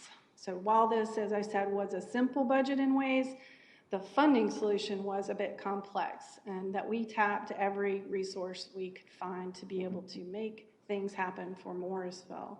To restate, none of the 3 cents is being used for operations. All of it is going towards your debt reserve or for new debt that's coming online that relates to your bond projects. The budget is dependent in operations on that natural growth in revenues from those sources. Your stormwater program is minimally meeting state mandates, and studies have indicated that it needs a fee increase in order to be able to actually put in play a capital plan for stormwater. Stormwater is sustainable in terms of what state that we have it at this point, which is minimally aligning to the mandates. We require some additional inspection ability. We require the addition of being able to take care of things that were identified as critical infrastructure concerns over the next 10 plus years. And the fee is going to be primarily driven towards paying for those investments. And a small portion of it will be dedicated to the stormwater engineer that will be used to manage those infrastructure investments. The remaining ARPA funds, they really create, as I said before, an opportunity to meet these emerging interests that we hear from the community. Dog park, dog park. We want the dog park. And in council, you're so excited about the opportunities to be able to look at that to do that and accomplish that. The other one is our Shiloh Park with the basketball court renovation and the park renovation there. Those are great opportunities, small project wins that I think fit perfectly with what your interests were. And we're excited to have that opportunity in using that one source. Other creative solutions really tap into existing projects that I talked about, closing out projects, anything that has an available resource to it. There's a project that has some dollars left in it that we can repurpose to capital projects. And so we're leveraging those for the MAFC elevator, needs repairs, to replenish our CIP reserve, and to support the needs for your Church Street Park project and some additional structure there. So lastly, and providing the manager with some flexible use of your accrued lapse salary in your budget is a strategic tool for her to be able to utilize in the year and work within the budget limits that you give her to really address what I call quick resources or emerging issues that come up or unforeseen issues without unduly tapping into your fund balance and unnecessarily inflating your budget. So working within your resources, that budgetary authority limit of your 46.2 and making that work for us is a critical tool for a manager to have in utilizing lapse salary. So I'm going to pause here. This is a good time before we go to the next section, Mayor, for us to open the floor for any initial comments, initial questions that we need to capture. We'll capture those and use your FAQ that is about your operating budget and your CIP budget that has been presented to you tonight. Okay. Anyone have thoughts, comments, questions at this point? I'd like to recognize Mayor Pro Tem Johnson, please. Jeannie, if you go back to slide 12 where you have the capital budget high points and you talk about the 14.6 million. Hey, I thought you said we have 5 million earmarked to go to this 14.6, and then we need to work on the rest? Is that, did I hear you right? Or Correct. So your CIP, your capital budget, your first year for 23, it actually totals in your CIP for 14.6 million. Most of those projects I have included in your capital budget ordinance that's in your book. The two that I need to continue working on, and this is just a timing thing, is your Airport Boulevard Extension Phase 2. I need additional information to know how much more I really need to appropriate in addition to what's already there in the 3.2 that will deal with the cost overruns. So that's more information that has to come from the Department of Transportation, and I'm working directly with Danielle to be able to get that. The other one is something that we work on at this time every year is close out of projects that are complete. And their some projects have some available funds remaining in them if we did our job right and we weren't dealing with the cost escalations we're dealing with today. But there are a couple of projects that I want to close out in stormwater that are finished, but they have some remaining funds that I would like to capture. And that was brought to my attention late. I just need to prepare the ordinance. Also, I need to work with finance to actually do the logistics of closing out the fund appropriately. And that just takes a little time to pull that together. okay, That's all. okay. That's the remaining dollars that would be appropriated of the 14.6. To make the 14. That makes okay. the 14.6. Thank you. And Councilmember Fender, please, followed by, actually, Councilmember Garamella was first, and then Councilmember Fender. Jeannie, in one of your slides where you have split the, I think slide number 7. Oh, I did miss a project, Crabtree Creek Nature Park's the other one, but we'll talk about that in a minute, Mayor Pro Tem. Slide 7. Yeah. So in this, the operating expenditure, you put development services at 10%. So I was just thinking that's close to $4.6 million. So what is that comprised of for an FAQ? And also would like to know if that's the amount of budget that we are spending in future, how can we have it in-house so that I'm assuming all these are external vendors that we talk to, not No, that. sir. No, sir. So development services is comprised of engineering, planning, and inspections. That's what we functionally call the development services. These are not external, so they're all. Those are not external. There's a small portion of dollars between planning and engineering that is directed towards professional services for consultants, but not a large amount of not a large amount of money there. Okay. And that can vary depending on what planning is studying at the time. Like the land use plan, that actually cost you over $200,000 plus in order to complete that plan. Then my bad. I was just for context. I was putting development services as professional services, and that's why it stuck my. That's a big amount of money to be spent. Okay, sounds good. All right, a few more questions or a few more comments? Councilmember Fender, please. Yeah, I have a couple questions. The one where you were talking about repurposing remaining funds, do you know what that amount is? Repurposing for the projects so I'm closing out one project and it has roughly $300,000 in it. So I'm talking at most between the 3 of them that I'm closing out. This isn't stormwater, this is the other source that I'm using for MAFC. That has about 340 total. I'm still working on determining what I have available for the stormwater projects, which I'm also closing out, and we're still determining what those available dollars are that I can tap into. But right now, early estimates was about maybe 100. Okay. And then my second question is I've lost where it is now, but the project for Shiloh Park and the basketball, what all is included in that amount?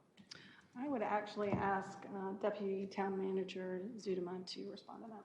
So that's going to be really a renovation of that park facility overall. The two primary components will be a renovation of that basketball court to make it a full-size court with fencing and lighting and area that's, I want to use the word paved, that's not the right term, but that goes beyond the edge of the basketball court. So to make it a more, I guess, a full-service basketball court as has been kind of requested. And then the second major component is replacement of the playground to, again, ensure that we have ADA compliant playgrounds and access. And so some of that will also be the trails up to it and things of that nature. And then some minor tweaking relating to the parking and some handicap access. Those are the major components. Okay. So will it still be one full-size basketball court? Correct. Yeah. There right now there is not room to do a second one there. We continue to look at other options though. Okay. And then my last question, and I know it's probably kind of tedious, but I was looking at the operational funds and where we're getting our revenue. There's a line on page 51 that's under sales and services and recreation.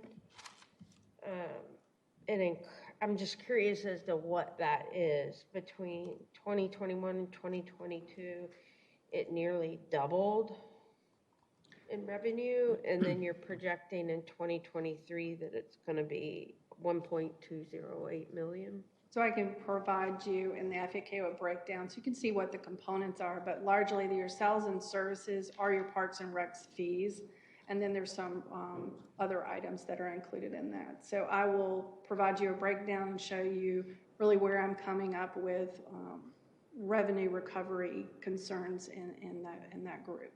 So do you know why it's jumped up so high? Jumped up for this year. We're trying to get it back to the state in which it needs to be. You are probably looking at what is a budget to actual comparison. So we have a projected actual, which would be less than what we're proposing to budget. But I can put that detail in there for you in the FAQ, and the breakdown, I think, will answer your question. All right, thank you. Okay. And I'll just add, much of that is related to MAFC and increasing and returning members as that facility is being used. Okay, that makes sense. Thank you. Councilmember Rabati, please. Yeah, going back to the page about making us market competitive. I forget what page that was, but I'm wondering,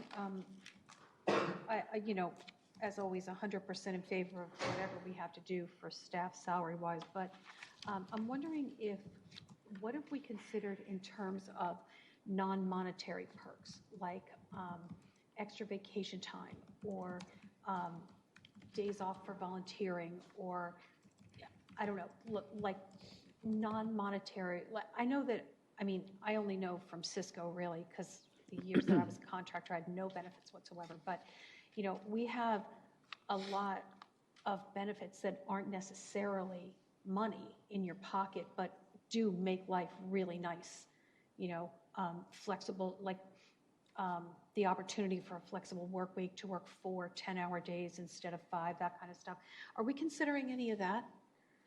I'll take that. We do that now and every time we have an opportunity to do that. So we have committed to continuing to allow some flexibility from work from home. We do provide flex time and opportunities to do that. I think we're very competitive in some of those things. And as we hear new things, we consider new things. But okay. I think we're very competitive in some of those things. Okay, great. Thank you.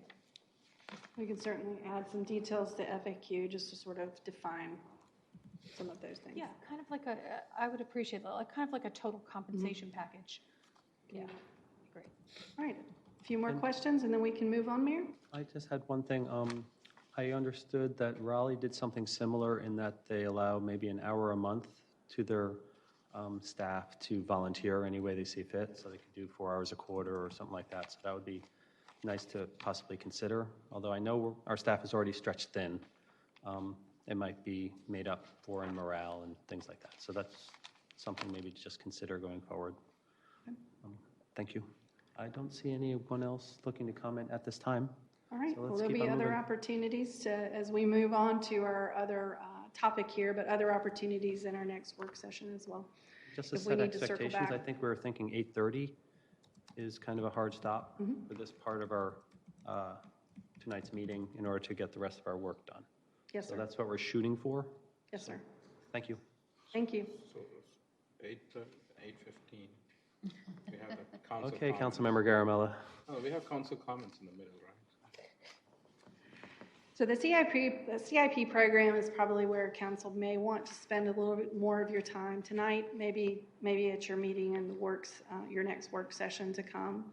So staff has worked tonight to propose realignment of your current adopted CIP, and feel like we've successfully created a funding solution to pull forward some new projects as we talked about, and advancing some notable community interest projects as well.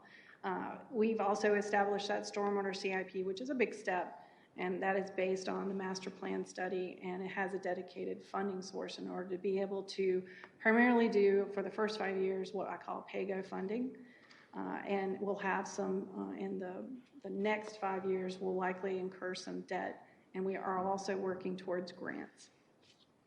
So let's talk a little bit about your CIP. So we are here in the timeline. You've seen this before. CIP review, we are headed into a major update in accordance to your CIP policy. And what that means, we are here. What that means is in repurposing of the current existing plan. It allows us to maintain that momentum that we've already gained from the bond referendum to put tangible desired community projects and create results and get those moving, while we plan for the next 5-year plan that's coming up that might also encompass another future bond referendum outside of the one that we already have. So this is us planning for that next 5 years and getting ahead of that. And this is the long process in which we go through to purposely make those kinds of decisions. But realigning our resources, thinking strategically, just allows us to maintain momentum on the existing approved CIP. I call this an overlap process, really. So here's where I would say you might need to pull out your handout to be able to see this particular slide. I can zoom in just a little bit just to give you a feel. Everybody got their copy? All right. So the CIP is a long-range planning tool, and it's based on a set of assumptions and known facts and the prioritization that you've already done. And then things and interest or opportunities that arise, we react to and try to make those happen. Again, i.e. the reason why we're trying to realign certain things within the adopted CIP. So in consideration of inflationary impacts that we've recently experienced, we've shared with council, the CIP assumptions include the following. So I want to outline these for you.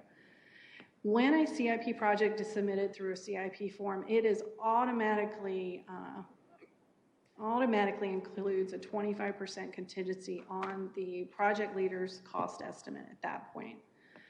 When it gets folded into the CIP matrix here, it is also escalated another 5% annually, depending on when the proposed start year would be, or when I can manage funding to be able to start a project. This is an exponential factor. This is us trying to account for what is unknown factors in the future of what the cost of projects will be, and to mitigate some of that future risk and overruns in cost estimates.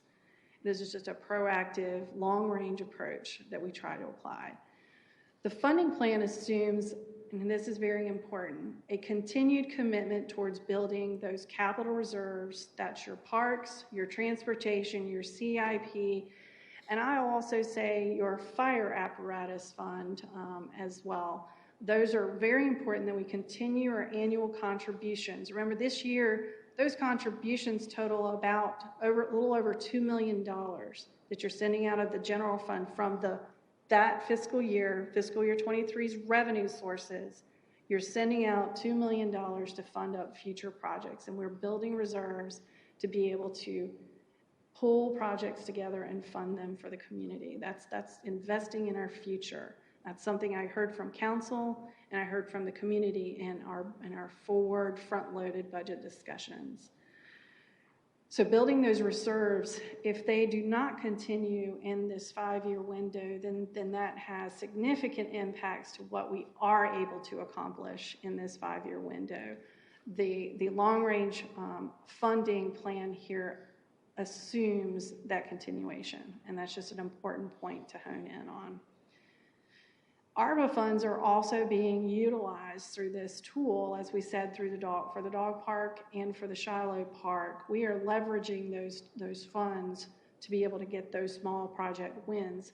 Those projects didn't really have a full funding source aligned to them in the previous item. We were trying to work out how we could do that. ARPA is providing the resource to do that. I must also point out, though, ARPA funds, and my resources here, and he can tell you the full backstory on it, but the short and skinny of it is that the funds have to be obligated by 2024, and the projects actually have to be completed by 2026. So staff has realigned the resources, and at the bottom of your worksheet, you'll see how we've aligned many resources to be able to accomplish what we show on this funded active project 5-year CIP picture. Let's talk a little bit about really what has been incorporated, what is new, what we want to work towards, and then some more important conversation, what are the critical shifts and why? Can I ask a question about Yes, the ma'am. last slide? Just the table we were looking at previous to this slide, were you saying that the cost, not that one, but of the CIP program, the cost of some of the funding will come from ARPA funds? Right. Do we know which ones? Do you have that somewhere else? I could actually break that down and also in the FAQ, just a list of what are the ARPA funded projects, whether then they're in the operating budget or whether they're hitting the capital budget. I can break those down, but in short, the ones that are hitting the CIP are your dog park, full funding from ARPA, and as it is estimated today, and your Shiloh Park project. So that's $1.6 million for those two projects. Okay.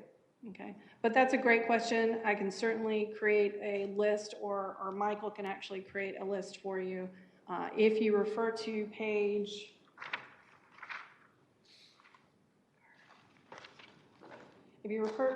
page 46, that is the ARPA grant project ordinance that'll also show you areas of funding. It doesn't give you all the details, but it also shows appropriations that we are accomplishing.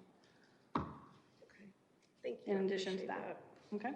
So perhaps a footnote on this chart about those two, indicating that they're fully funded by ARPA, so people don't have to look different places.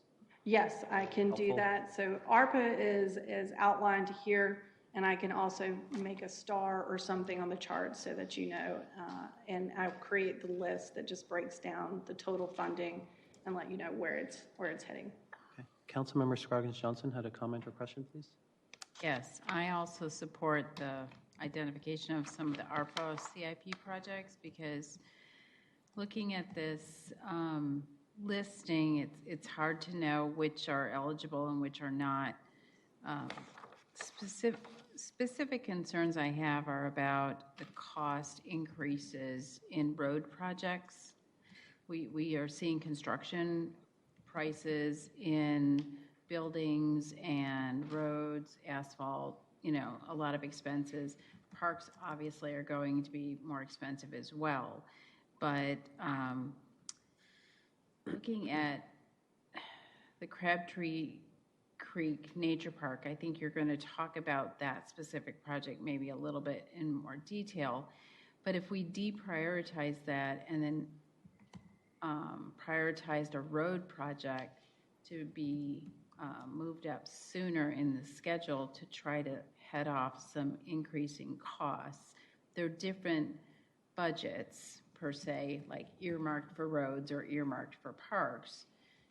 But is that a possibility to pause maybe a park project for cash flow purposes?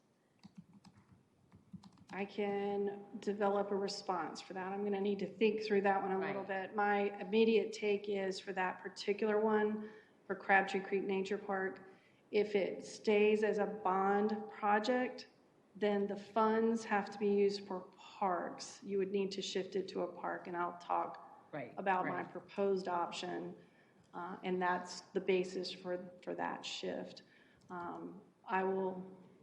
So where I'm heading, just to give you a little preview, is we are trying to improve streets and convert them from private streets to public streets, you know, that project. Oh, your MSD project. So I'm looking for monies in the budget to accelerate some of that work, and I can't see any places, so that's why I'm asking this question.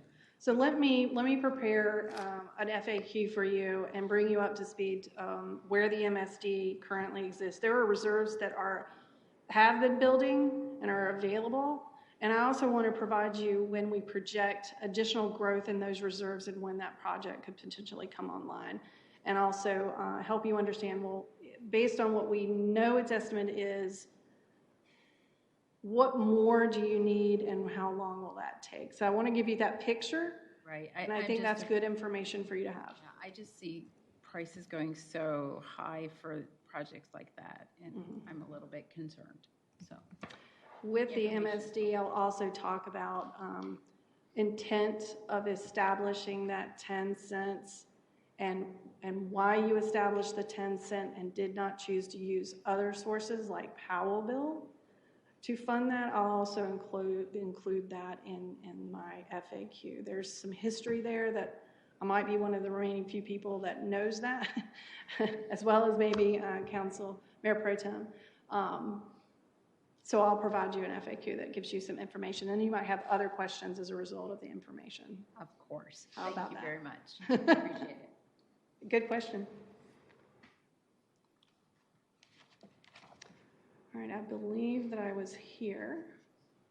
So I'm going to pick up, Mayor, and keep us moving because I have a few more minutes left. 8:15, right? 8:30.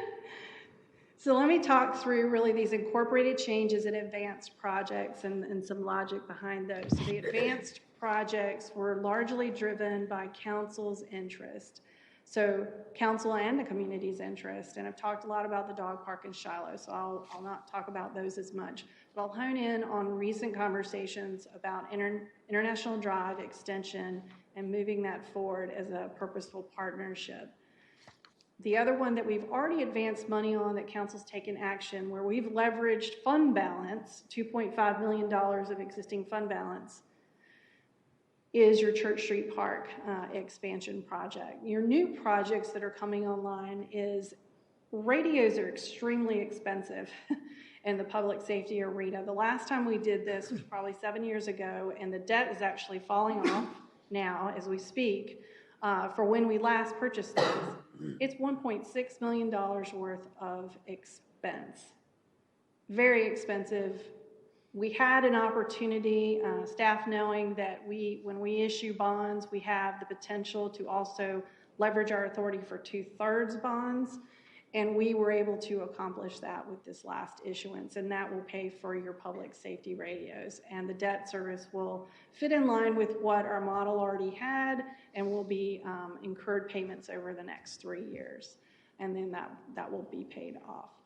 The other two items are planning-related items where we are responsible for the town's betterments of Department of Transportation projects. That's NC 54 and then McCrimmon Parkway. Our future bond items here that we have on the list for issuance is intersection improvements that are coming online for construction cost much later in the issuance, about 2025, I think is when we're projecting for those. We might be able to move that issuance up. It depends. We will work with our financial advisors to really assess our situation after this first issuance to see where our debt ratios landed. And then the other are the phases of the sidewalk connections. But in order to get ahead of the game, We're leveraging some restricted resources and some available monies to be able to get those shovel ready so that we can get them moving. These are the other phases of projects that we've already started. The projects we need to talk about are these critical shifts. So Public Works, for example, it has, in terms of the monies, as what we know with our model today, it has shifted actually out to 2026. That project, the cost escalations, even at schematic design of 40%, are exceeding now $20 million in the projections. We're at 40% of schematic designs. It had projected funding in our debt model of $16 million. We need to reassess that project, and once we have an updated model, we'll be able to figure out if we can move it back in. But there's a portion of that project in our CIP that's actually unfunded as a result of current estimates being higher than it has originally started out. This has been an old project, I'll also point that out, that sort of moved across the timeline and moved down and up the prioritization list, and scope has changed from one side to the other, and we've had a great opportunity to partner with the convenience center that we want to maintain that momentum there. But we need to work on that one. That's a critical shift. We need to come back and reassess. The one to talk about is... Can I ask you a question about that? So what does that do to that partnership? Are they willing to wait too? I mean, does that put the whole thing on hold? So we'll bring some information back to you on your FAQ just to keep the conversation moving. Where we're at, we'll give you more details of what some of the factors are that may relate to the road and may or may not relate to the road. This is mostly funding that we think we might be able to, with an updated picture, updated debt model, have a better picture to be able to answer those questions and know what we need to plan for. And you're talking about the Public Works facility? Yes, ma'am. Okay, thank you. Yes, ma'am. So with Crabtree, I went from the bottom up here. So with Crabtree Creek Nature Park, this is really a timing item. And it relates to preserving the grant that has a time limit on it. And I believe it is October 23rd that we have to have the project complete. So as a result, with the bond referendum, this is one where you asked us to try to move it up. It was able to move from 26 to 2024, but in order to meet the grant opportunity and preserve that $500,000, we need to move it up yet again. The bond issuances were planned for the one we just did. The next round would be in 2024, and then the next round would be in 2026. 3 issuances, because the cost of issuances can be, there is a cost to issuing. So we wanted to not have 4 issuances as a result. Lumping them together, grouping them together is just a better strategy. 4 would be something that's a bit unheard in one referendum. So in order to preserve the opportunity of the grant, there is the option, I believe, that might be viable, is to take the bond monies that more appropriately aligns to the timing of the town center green as a park project, use the bond money for that park project there in 2024, so to keep your issuances into 3 packets, and then use what is returned money to parkland payment in lieu from your recent attempt for land acquisition. We disclosed that there were some dollars from parkland payment in lieu that would be sent back to parkland payment in lieu or repurposed to projects. And this is how we might be able to keep Crabtree Creek online, retain potentially the bond. Again, it's all a matter of logistics and things working out, but use parkland payment in lieu rather than the bond for that project. So here's the push, is that your bond materials never said anything about town center. Your bond materials do give you the authority that in the park category, that you can use that money for like projects because it recognizes, it gives you that flexibility that when I say the generalization of the language, remember me saying that when we were going through the bond referendum? The generalization of the language says use the dollars for park projects. The types of projects that you might use it for, Crabtree Creek was one of those projects, as was MCP, and then land acquisition. You have the ability and the flexibility in the language to be able to perhaps move it over and use it for a different park project if that opportunity was better suited. That's a proposed option. The other one is to leave everything where it is because the community, we said to the community, it was Crabtree Creek Nature Park is one of them for the bond monies. Leave everything where it is and forego the $500,000 because you would probably not meet the timeline terms, or you would have to cash flow the project.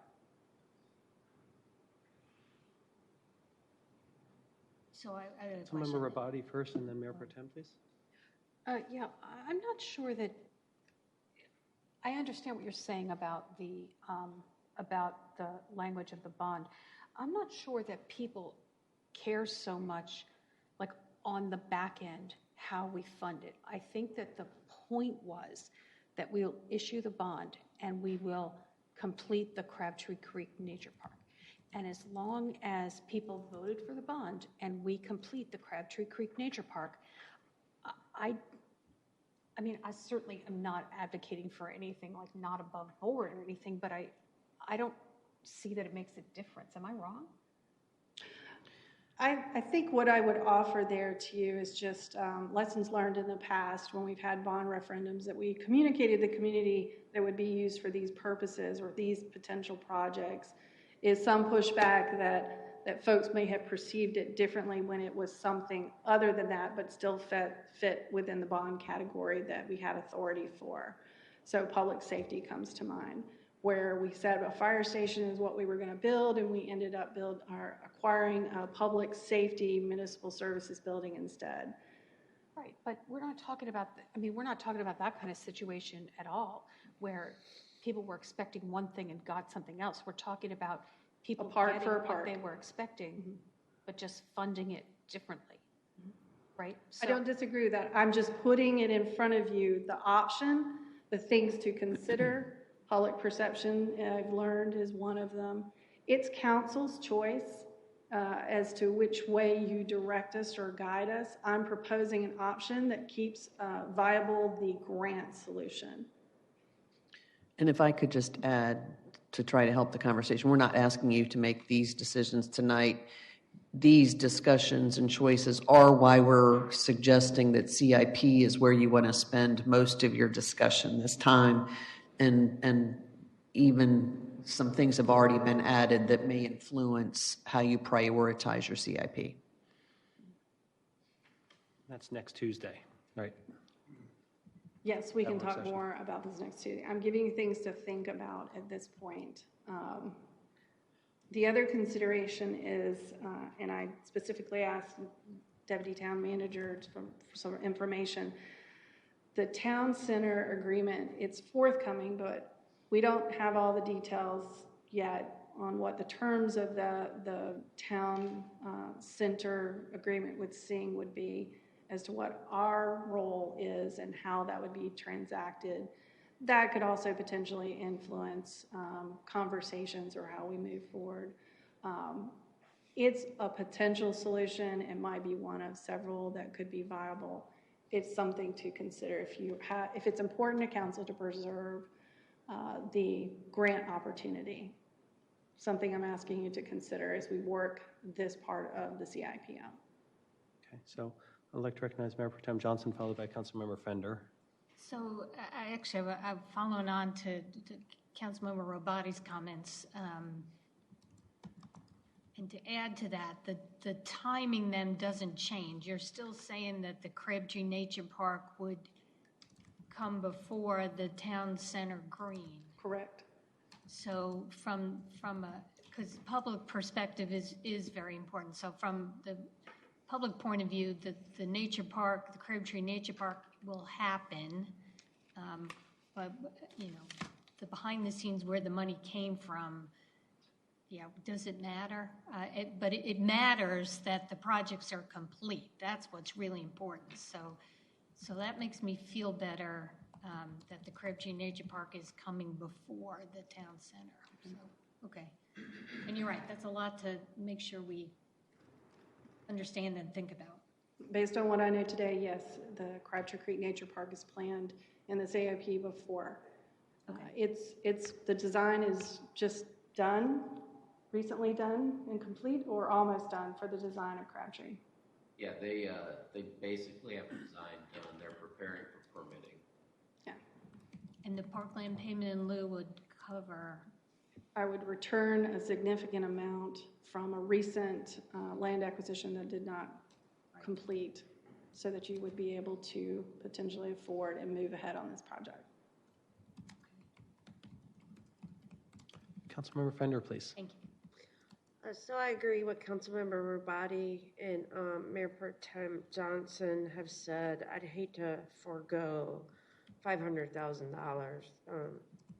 That's a pretty significant amount that would help us. I think you sort of answered my question. I was hoping you could explain a little bit more about the parks payment in lieu. You said there's funds being returned from land acquisition. Was that money we were originally going to use to purchase over the properties that we've been talking about?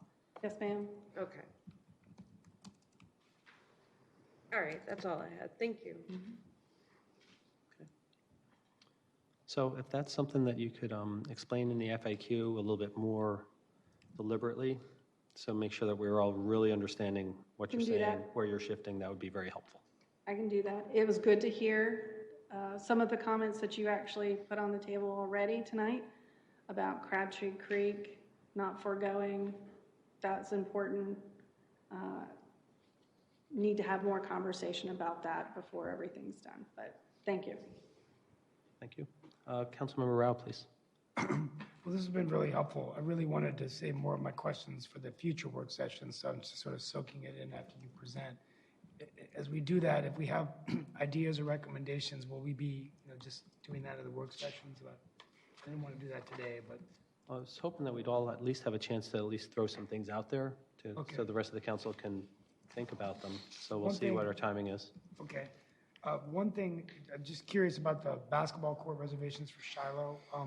When you go back to that previous slide, it showed, we know there's been a recent interest in basketball. So what would be the timeline of that? Would that happen, if it's in this year's budget, would that project be completed this year? We would move on that project in fiscal year 23. Timeline-wise, within 12 months, or is it longer than the 12 months? No, we should be able to. So design is already underway. We identified funds earlier this fiscal year, so the design work has already been designated and is underway. So we would be close to being able to select a contractor and get moving on that. I reasonably don't see any reason it wouldn't be finished in FY23. Okay. And then when, we're looking at other sites for basketball, but that's sort of down the road. So the idea is first getting this done and then looking at different places where. So we've got a basketball court here, and then we're also looking at a basketball court in the southern lot expansion at Church Street.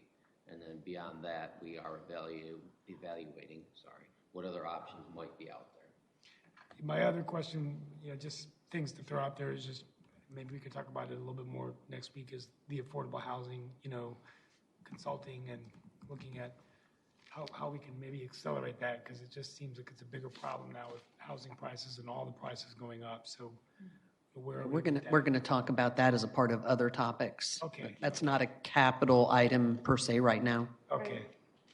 I just want to make sure we talk about that eventually. I'll have other questions, but wait. Mayor, if there are no other questions, I'm going to move us forward since I'm running out of time here. Yeah, I'd do this one last slide, Jeannie, and then we could pause and pick up with Stormwater CIP next week.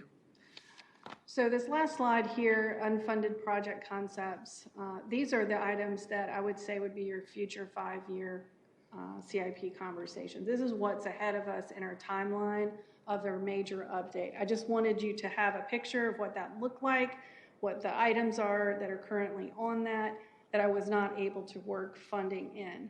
I will say more information will need to come forward for the Triangle Bikeway, that we may have an obligation there. More information needs to be understood before we can figure that out. That would be something that will take time to work through. But these are the items that we spoke about, and we will incorporate a revisiting conversation when we get to that major CIP update. At that time, that's not necessarily something we need to do at this point. So I will go through stormwater CIP, or are we pausing now? Okay. All right. So we will pick up on stormwater CIP with our next work session. And I appreciate council's comments and questions, and we'll work on those FAQ items to be able to bring back. And staff will also bring back a short little narrative that'll give you some more information about each of the projects, if that helps council. A little scope description. So I was hoping, since we have next work session and the 24th, staff is hoping that we're pretty much giving final direction. Is there time now to go ahead and throw some things out there that we think that we can consider to add value to the proposed budget as is? Like Steve was mentioning, affordable housing, which isn't really incorporated in here other than the survey. I have a couple items that I just want to start socializing so people can start and have an idea. I'm not going to talk long on them, but would that be okay for us to go down the line and just share some things? So I'd be happy to start real quick. I have something written, but I will just hit real highlights. So we talked about small project wins. These would be micro project wins, even smaller. So the disc golf course that's been such discussed over the Wake County property open space at Church Street. Story walks in Morrisville, very small dollar, high visibility. Our nonprofit policy could use a nudge. So actually putting some money towards some nonprofits this cycle would be useful. Even without a policy, I think there's some that I think we would all agree are worthwhile and have made a big difference during COVID. From what I've heard about affordable housing, just to jump on that a little bit, it seems like we're going to need a staff person to administer that. It's been a best practice at Cary and Apex. So I know we're trying to really limit our recurring, but I think having a staff member that's going to be dedicated to housing affordability, if we hire that person now and they're embedded during this process with the consultant, they can learn and be part of that process and have a lot more value moving forward. So I know an FTE is a heavy ask, but if that's something that we could do now, it's better to have that person as part of this process rather than hand them a report and then have them have to implement it later. A lot of other people put other things in their budget brainstorming way early, so I have notes about those, and I'm looking to support those as well. Would anyone else like to share anything now? Because essentially we have 2 weeks now, that much runway, to socialize this amongst ourselves and give the residents a chance on the 24th and 26th to react to these items that we're thinking about. Councilmember Rabati. I support the micro projects, and also, if I'm looking at the chart correctly, there's no money allocated in the 2023 budget for land acquisition for the town center, and I tend to think that might be a mistake. I think that if we can't build the town center without the land, I think that we should just bite that bullet and put some money in the budget. If we don't need it, then we don't need it. But I just think that what we definitely don't want is that land to get bought out from under us. Would anyone else have anything they'd like to share to give people a chance to react to at this time? We have a couple more weeks. Councilmember Garamella? I was thinking with a lot of funding opportunities that we are getting, should we hire not an FTE but a consultant to see how we can get a lobbyist and a grant writer because the funds are there, and it's just a matter of how we package it and how we lobby to them. That way. If you could repeat that, I couldn't quite hear what you said, the point. But other than ARPA funds, there are a lot of other grants that keep coming. And we, as a town, don't have a lobbyist at the federal or at the state level. And also, like a grant writer who can help us. We tried to have one person a couple of budgets ago, but I think it was not done. But now, especially when with ARPA and a lot of federal funding that is coming through, it would be appropriate because that person can give us the key to a lot of other funding that can help us, and having to know how to maneuver the grant opportunities that we could get, that other towns and others are already done it in the past, that we are not up to speed. So that's just a thought I thought like. If I could address that one, this budget proposal does include an allocation of $16,000 towards a regional grant program that I'm proposing we participate in for just this purpose through the Triangle J Council of Governments. So they will be lobbying then? They will be helping specifically with grants at the federal and state level.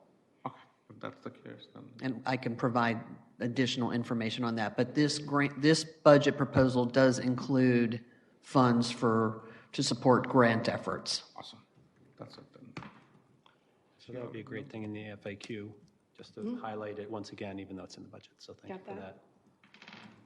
Anyone else have anything they want to share at this time? Councilmember Scroggins Johnson? So thank you for sharing the list of micro projects. I know that we are kind of struggling a little bit with affordable housing getting off the ground. We had a policy implemented several years ago, and now we're looking at a formal program, and how to really fund that is another question. I think it's a little premature to look for a head count to manage a program that has not been fully adopted, and what funds we would have for that. It would have to be town funds.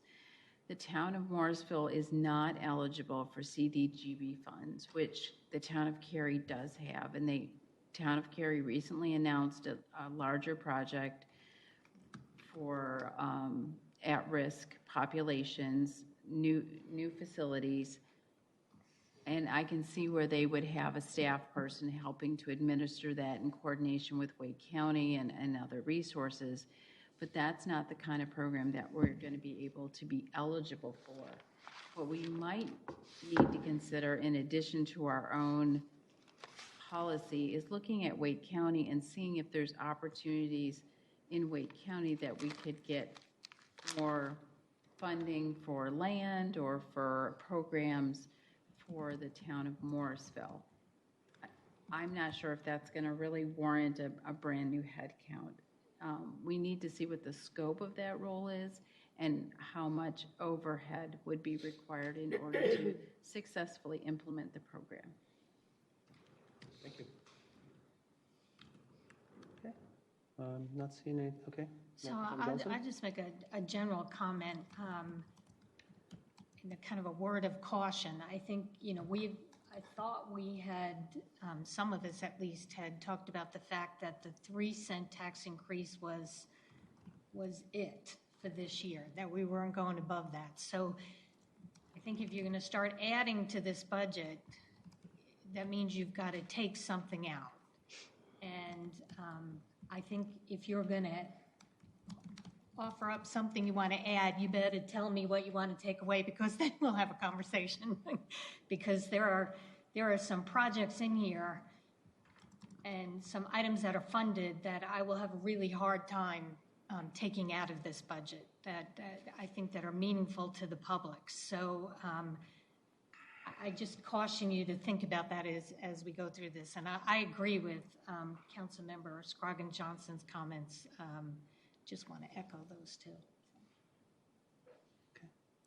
Maybe the FAQ could also include fund balance.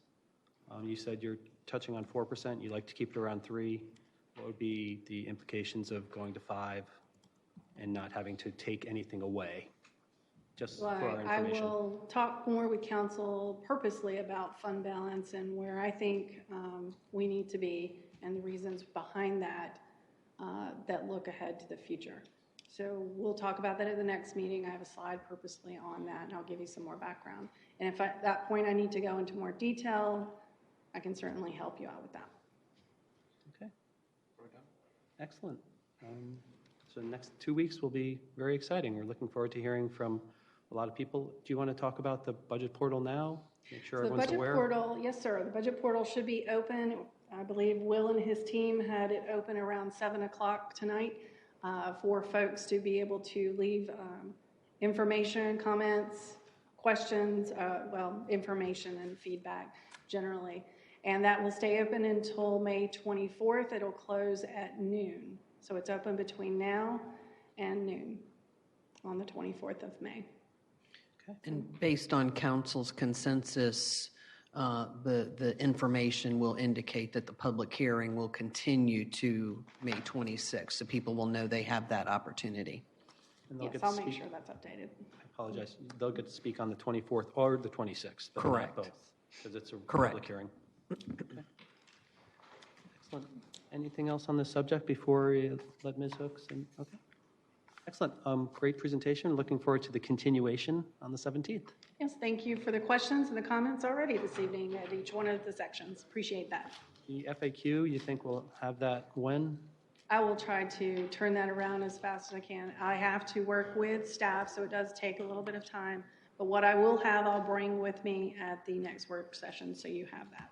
Okay. Thank you very much. Appreciate it. Yes, thank you. So I ran us over by 10 minutes. I apologize, everybody, but I thought that was a useful conversation. And we're scheduled for a break, a 15-minute break right now. So want to make a 10-minute break? Yeah, we don't need a break. You do or don't? No. Power on. Let's go. Is staff okay with us going through that break? Okay, we will move right on. So this is me talking about future meetings, events, and citizen involvement opportunities. Every Saturday morning from 8 a.m. until 12 noon, the Western West Farmers Market offers healthy and fresh food, goods, and live music from small and local businesses. This upcoming Saturday, May 14th, from 4 to 8 p.m., the town of Morrisville's Spring Fest will turn Town Hall Drive into fun for the whole family. Food trucks, including Gussie's Greek Street Food, Crispy Goiza, Japanese Dumplings, Kona Ice, Mr. A's Beignets, Funnel Queens, and Curry in a Hurry will all be there. Musical entertainment by Lauren Light, New Local, and John G. Magical Illusions by Captain Jim at the Healthy Food Hub with showtimes at 4:30 and 6:30. That's a pretty funny show. Springfest giveaways every hour, Frisbees, magnets, lunchboxes. There'll be games, inflatables, a mechanical bull, and more. So Springfest is free, but bring money for food and games. More information is available on our website. On Monday, May 16th, you are invited to participate in a live Q&A text chat with Police Chief Acosta, May 16th from 11 a.m. till 12 p.m. And in order to join the conversation, you will want to register on engagemorrisville.com, leave a question for Chief Acosta, and tune in on May 16th to see your questions answered. The TTGA Town of Morrisville Kite Festival, which was postponed due to weather, will be Saturday, May 21st from 12 noon until 6 p.m. at Cedar Fork District Park on Aviation Parkway. There will be free entry. Kites and threads will be available for purchase, or you can bring your own. Food vendors will be there as well, and overflow parking will be available at 808 Farmer Drive with shuttle service to and from the event. So check everything on townofmorrisville.org. We are now at council and manager comments. We will begin with Mayor Pro Tem Johnson, followed by Councilmember Garamella, please. I just have one comment.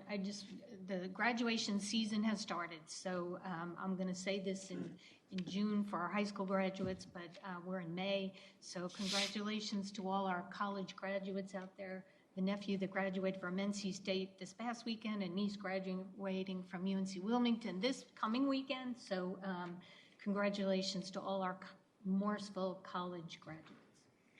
Wonderful. Councilmember Garamella, followed by Councilmember Scrivens Johnson. Yeah, I'll piggyback on that. Along with the college graduations, a lot of AP exams going on. And I'm also happy to say our son got admitted to North Carolina School of Math and Science yesterday. So that's wonderful. a big change in our planning, but I'm excited for him. Yeah, congratulations. That's great. Councilmember Scargan Johnson. I would like to say congratulations to all the graduates coming up from college and for high school. And you are probably the first class in over 2 years that will have in-person graduation ceremonies. So please enjoy every minute because it's a gift. So thank you. Okay.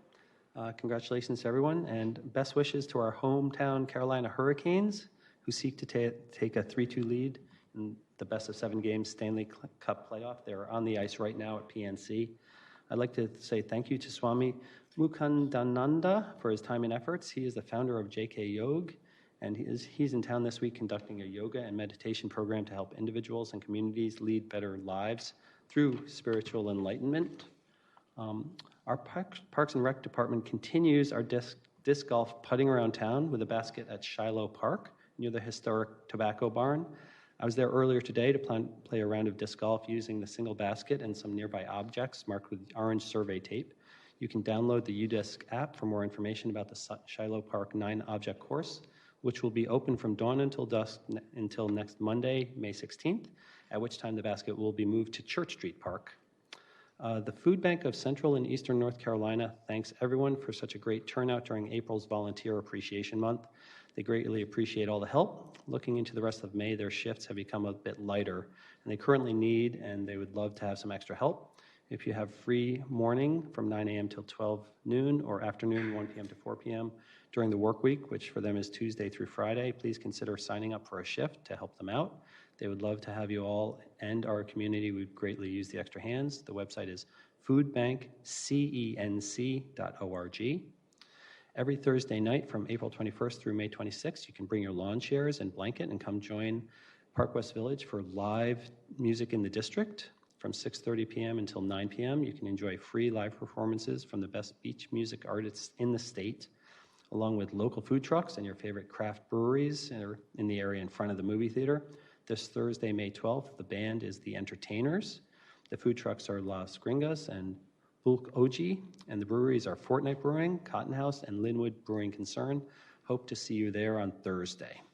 Now it's time for Councilmember Rabati, followed by Councilmember Fender. Yes, thank you, Mayor. I would like to acknowledge that May 5th was Missing and Murdered Indigenous Women's Day everywhere.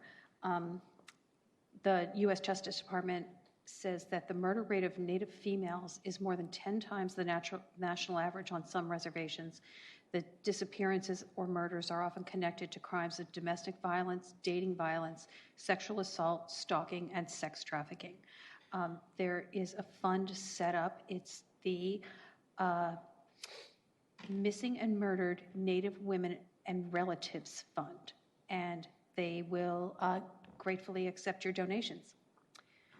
And also, we've been talking a lot about Wake Tech being such an amazing resource for Morrisville. We're so lucky, and baby Grace Rabati will be in the first free class in Wake Tech in September, and I'm very proud of her. That's great. Councilmember Fender, followed by Councilmember Rao.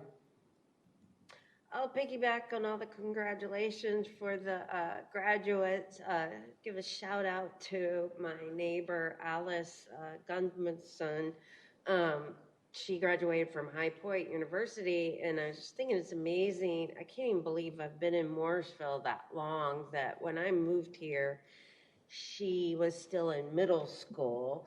And I went to her graduation party for high school, and now I'm going to go to her graduation party for college. So it's been, they're my immediate neighbors, and it's just been great watching kids around the neighborhood grow up. And, the time goes by so fast, as we all say, but it's just amazing to see them grow into little adults.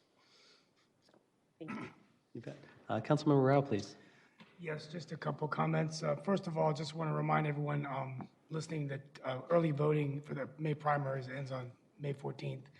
So go to Wake County Elections to get your place where you vote, and absentee ballots must be received by May 17th at 5 p.m., and all the requests have to be sent in by tomorrow. So just make sure you get your votes in.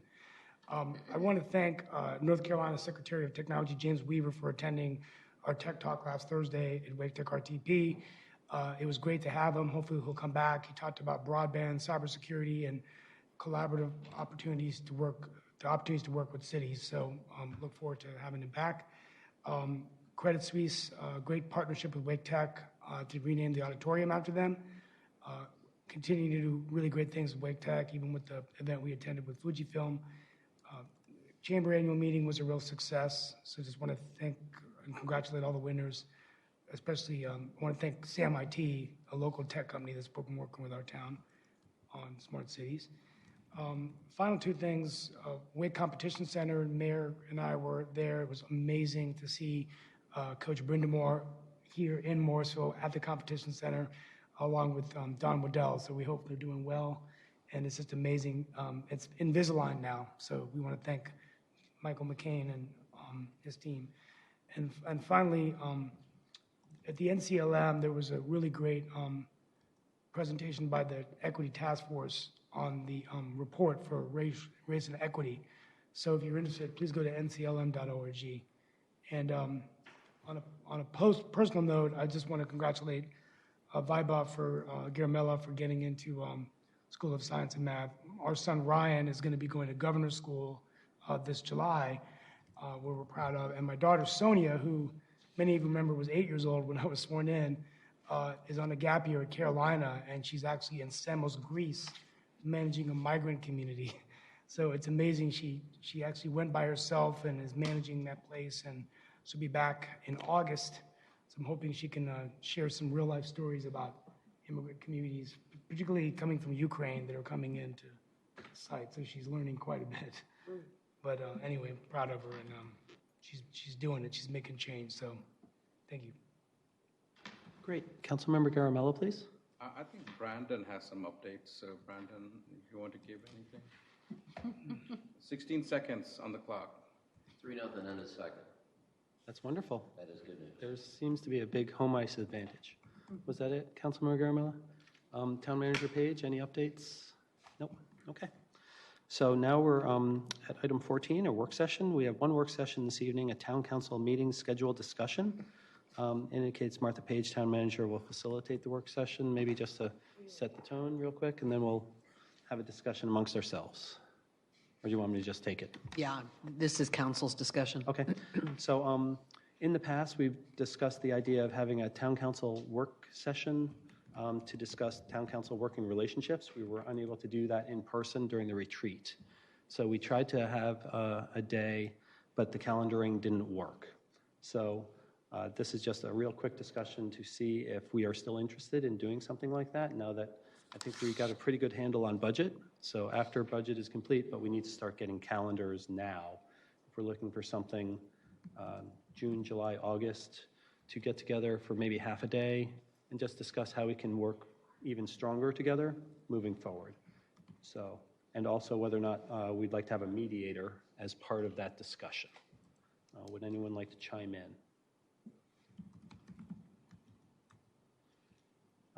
Mayor Pro Tem Johnson.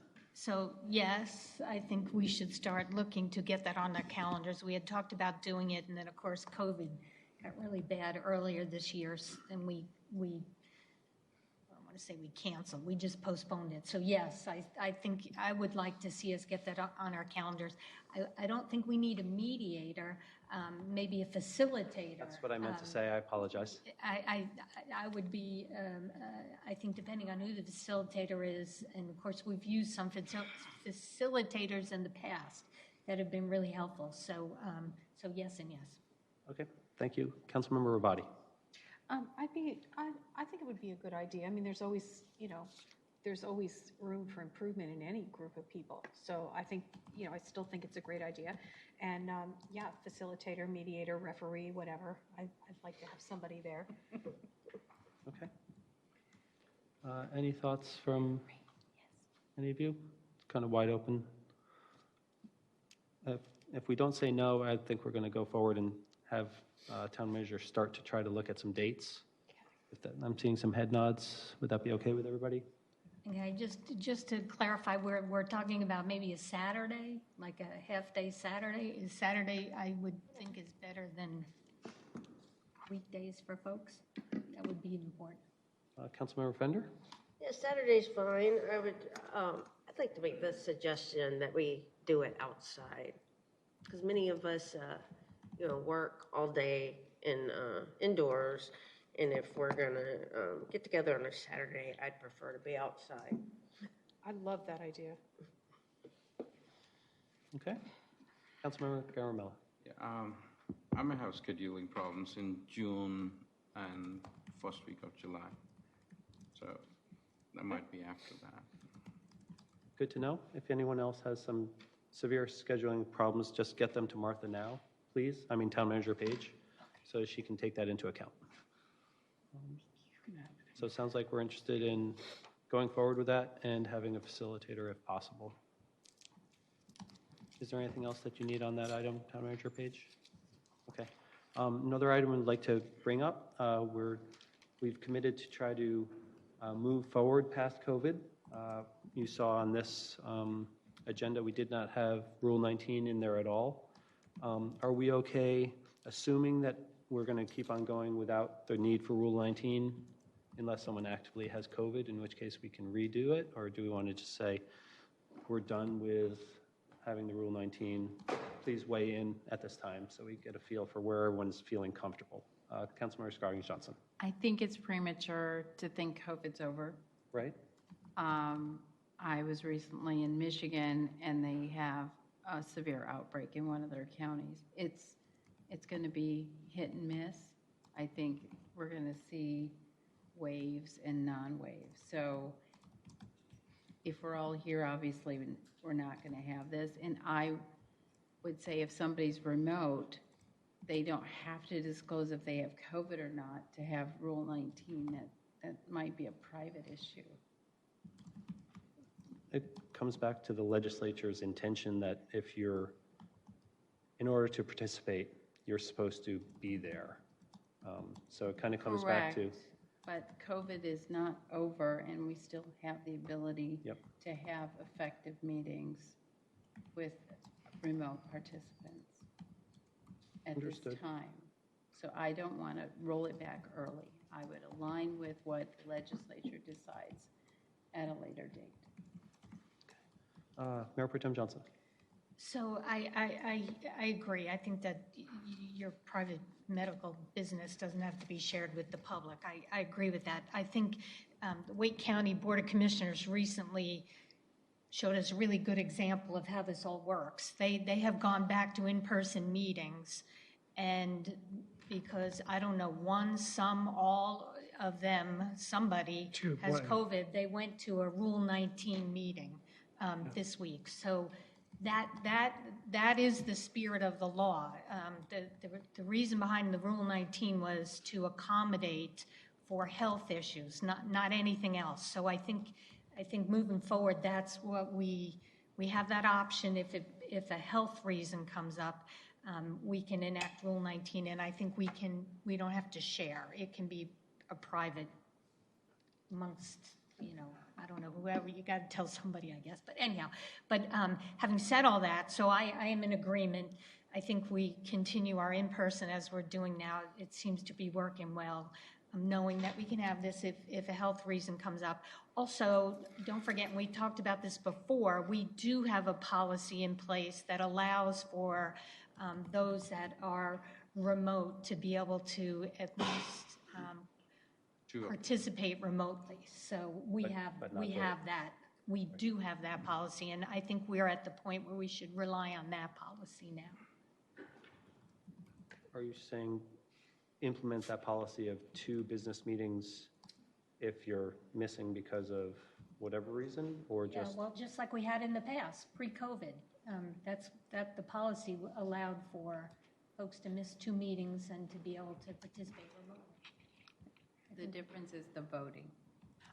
Totally understand that. I understand that. But, I think we also have to abide by the spirit of Rule 19 and not use it except for a health-related COVID reason.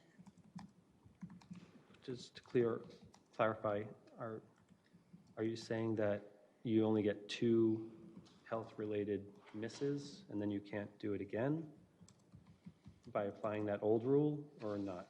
No. I didn't think so. I was just making sure No. that I wasn't I'm just misunderstanding. saying we have a policy in place that if you're on vacation and you want to and you are missing a council meeting, that doesn't meet the spirit of Rule 19, which is a COVID health-related reason to participate remotely.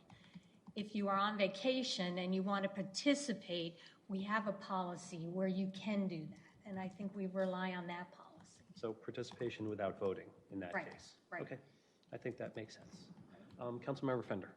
Well, is Rule 19 only valid when we're in a state of emergency? Yes. So why don't we keep Rule 19 as an option until we're no longer in a state of emergency? Done. It seems like that's kind of what we're defaulting to at Yeah. this time, but then we also should consider our advisory committees, which are kind of mirroring us. Yeah. So if it's the chair or any member who has COVID, does that mean that they go full remote or they're allowed to participate remotely? We want to be fair to everyone. And we encourage their participation, and some of the meetings are having trouble getting enough participation. So it'd be nice if we could give staff some direction about that, or let them keep on being flexible like we are. And tell us that we're not in a state of emergency. Okay. Does staff have any reaction to what they've just heard? Does it make it clearer or less clear for you guys?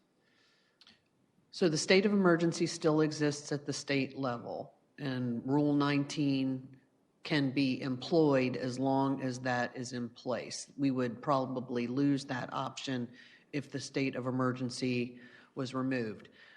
What council's talking about is how and when it would be applied, and council has to make that decision. Okay. Sounds like we're going to stay flexible. Try to be in person as much as possible. If you feel like you have a health need, try to let staff and the mayor and mayor pro tem know as quickly as possible so that we can make sure the agenda is appropriate. And if you're going on vacation or something, please let us know that you'd like to participate remotely without voting, so we don't try to implement Rule 19, just to keep it very clear. We're not giving any new updated direction for our advisory committees at this time, I believe. That's what I'm hearing. Is that a fair summary of where we're at, everybody? So why aren't we requiring our advisory committees to mirror what we're doing? I think we kind of already are, aren't we? Are we The expecting them in person? attendance policy was reestablished and our committees are meeting in person. Okay, sorry, thank you. Okay. Anything else for the good of the order? Staff? Final comments from council? Okay. At this time, I'd like to thank everyone for watching this meeting of the Morrisville Town Council. We hope you plan to join us again. We'll be having a work session in 1 week, Tuesday the 17th at 6 p.m. In the meantime, please feel free to email your town council members at towncouncil@townofmorrisville.org or visit www.townofmorrisville.org/council for additional contact information. Is there a motion and a second to adjourn? I have a motion from Councilmember Garamella, a second from Councilmember Frender. All those in favor, please say aye. Aye. Any opposed? Hearing none, we are adjourned unanimously at 9:01 p.m. That's why it's at 8:15.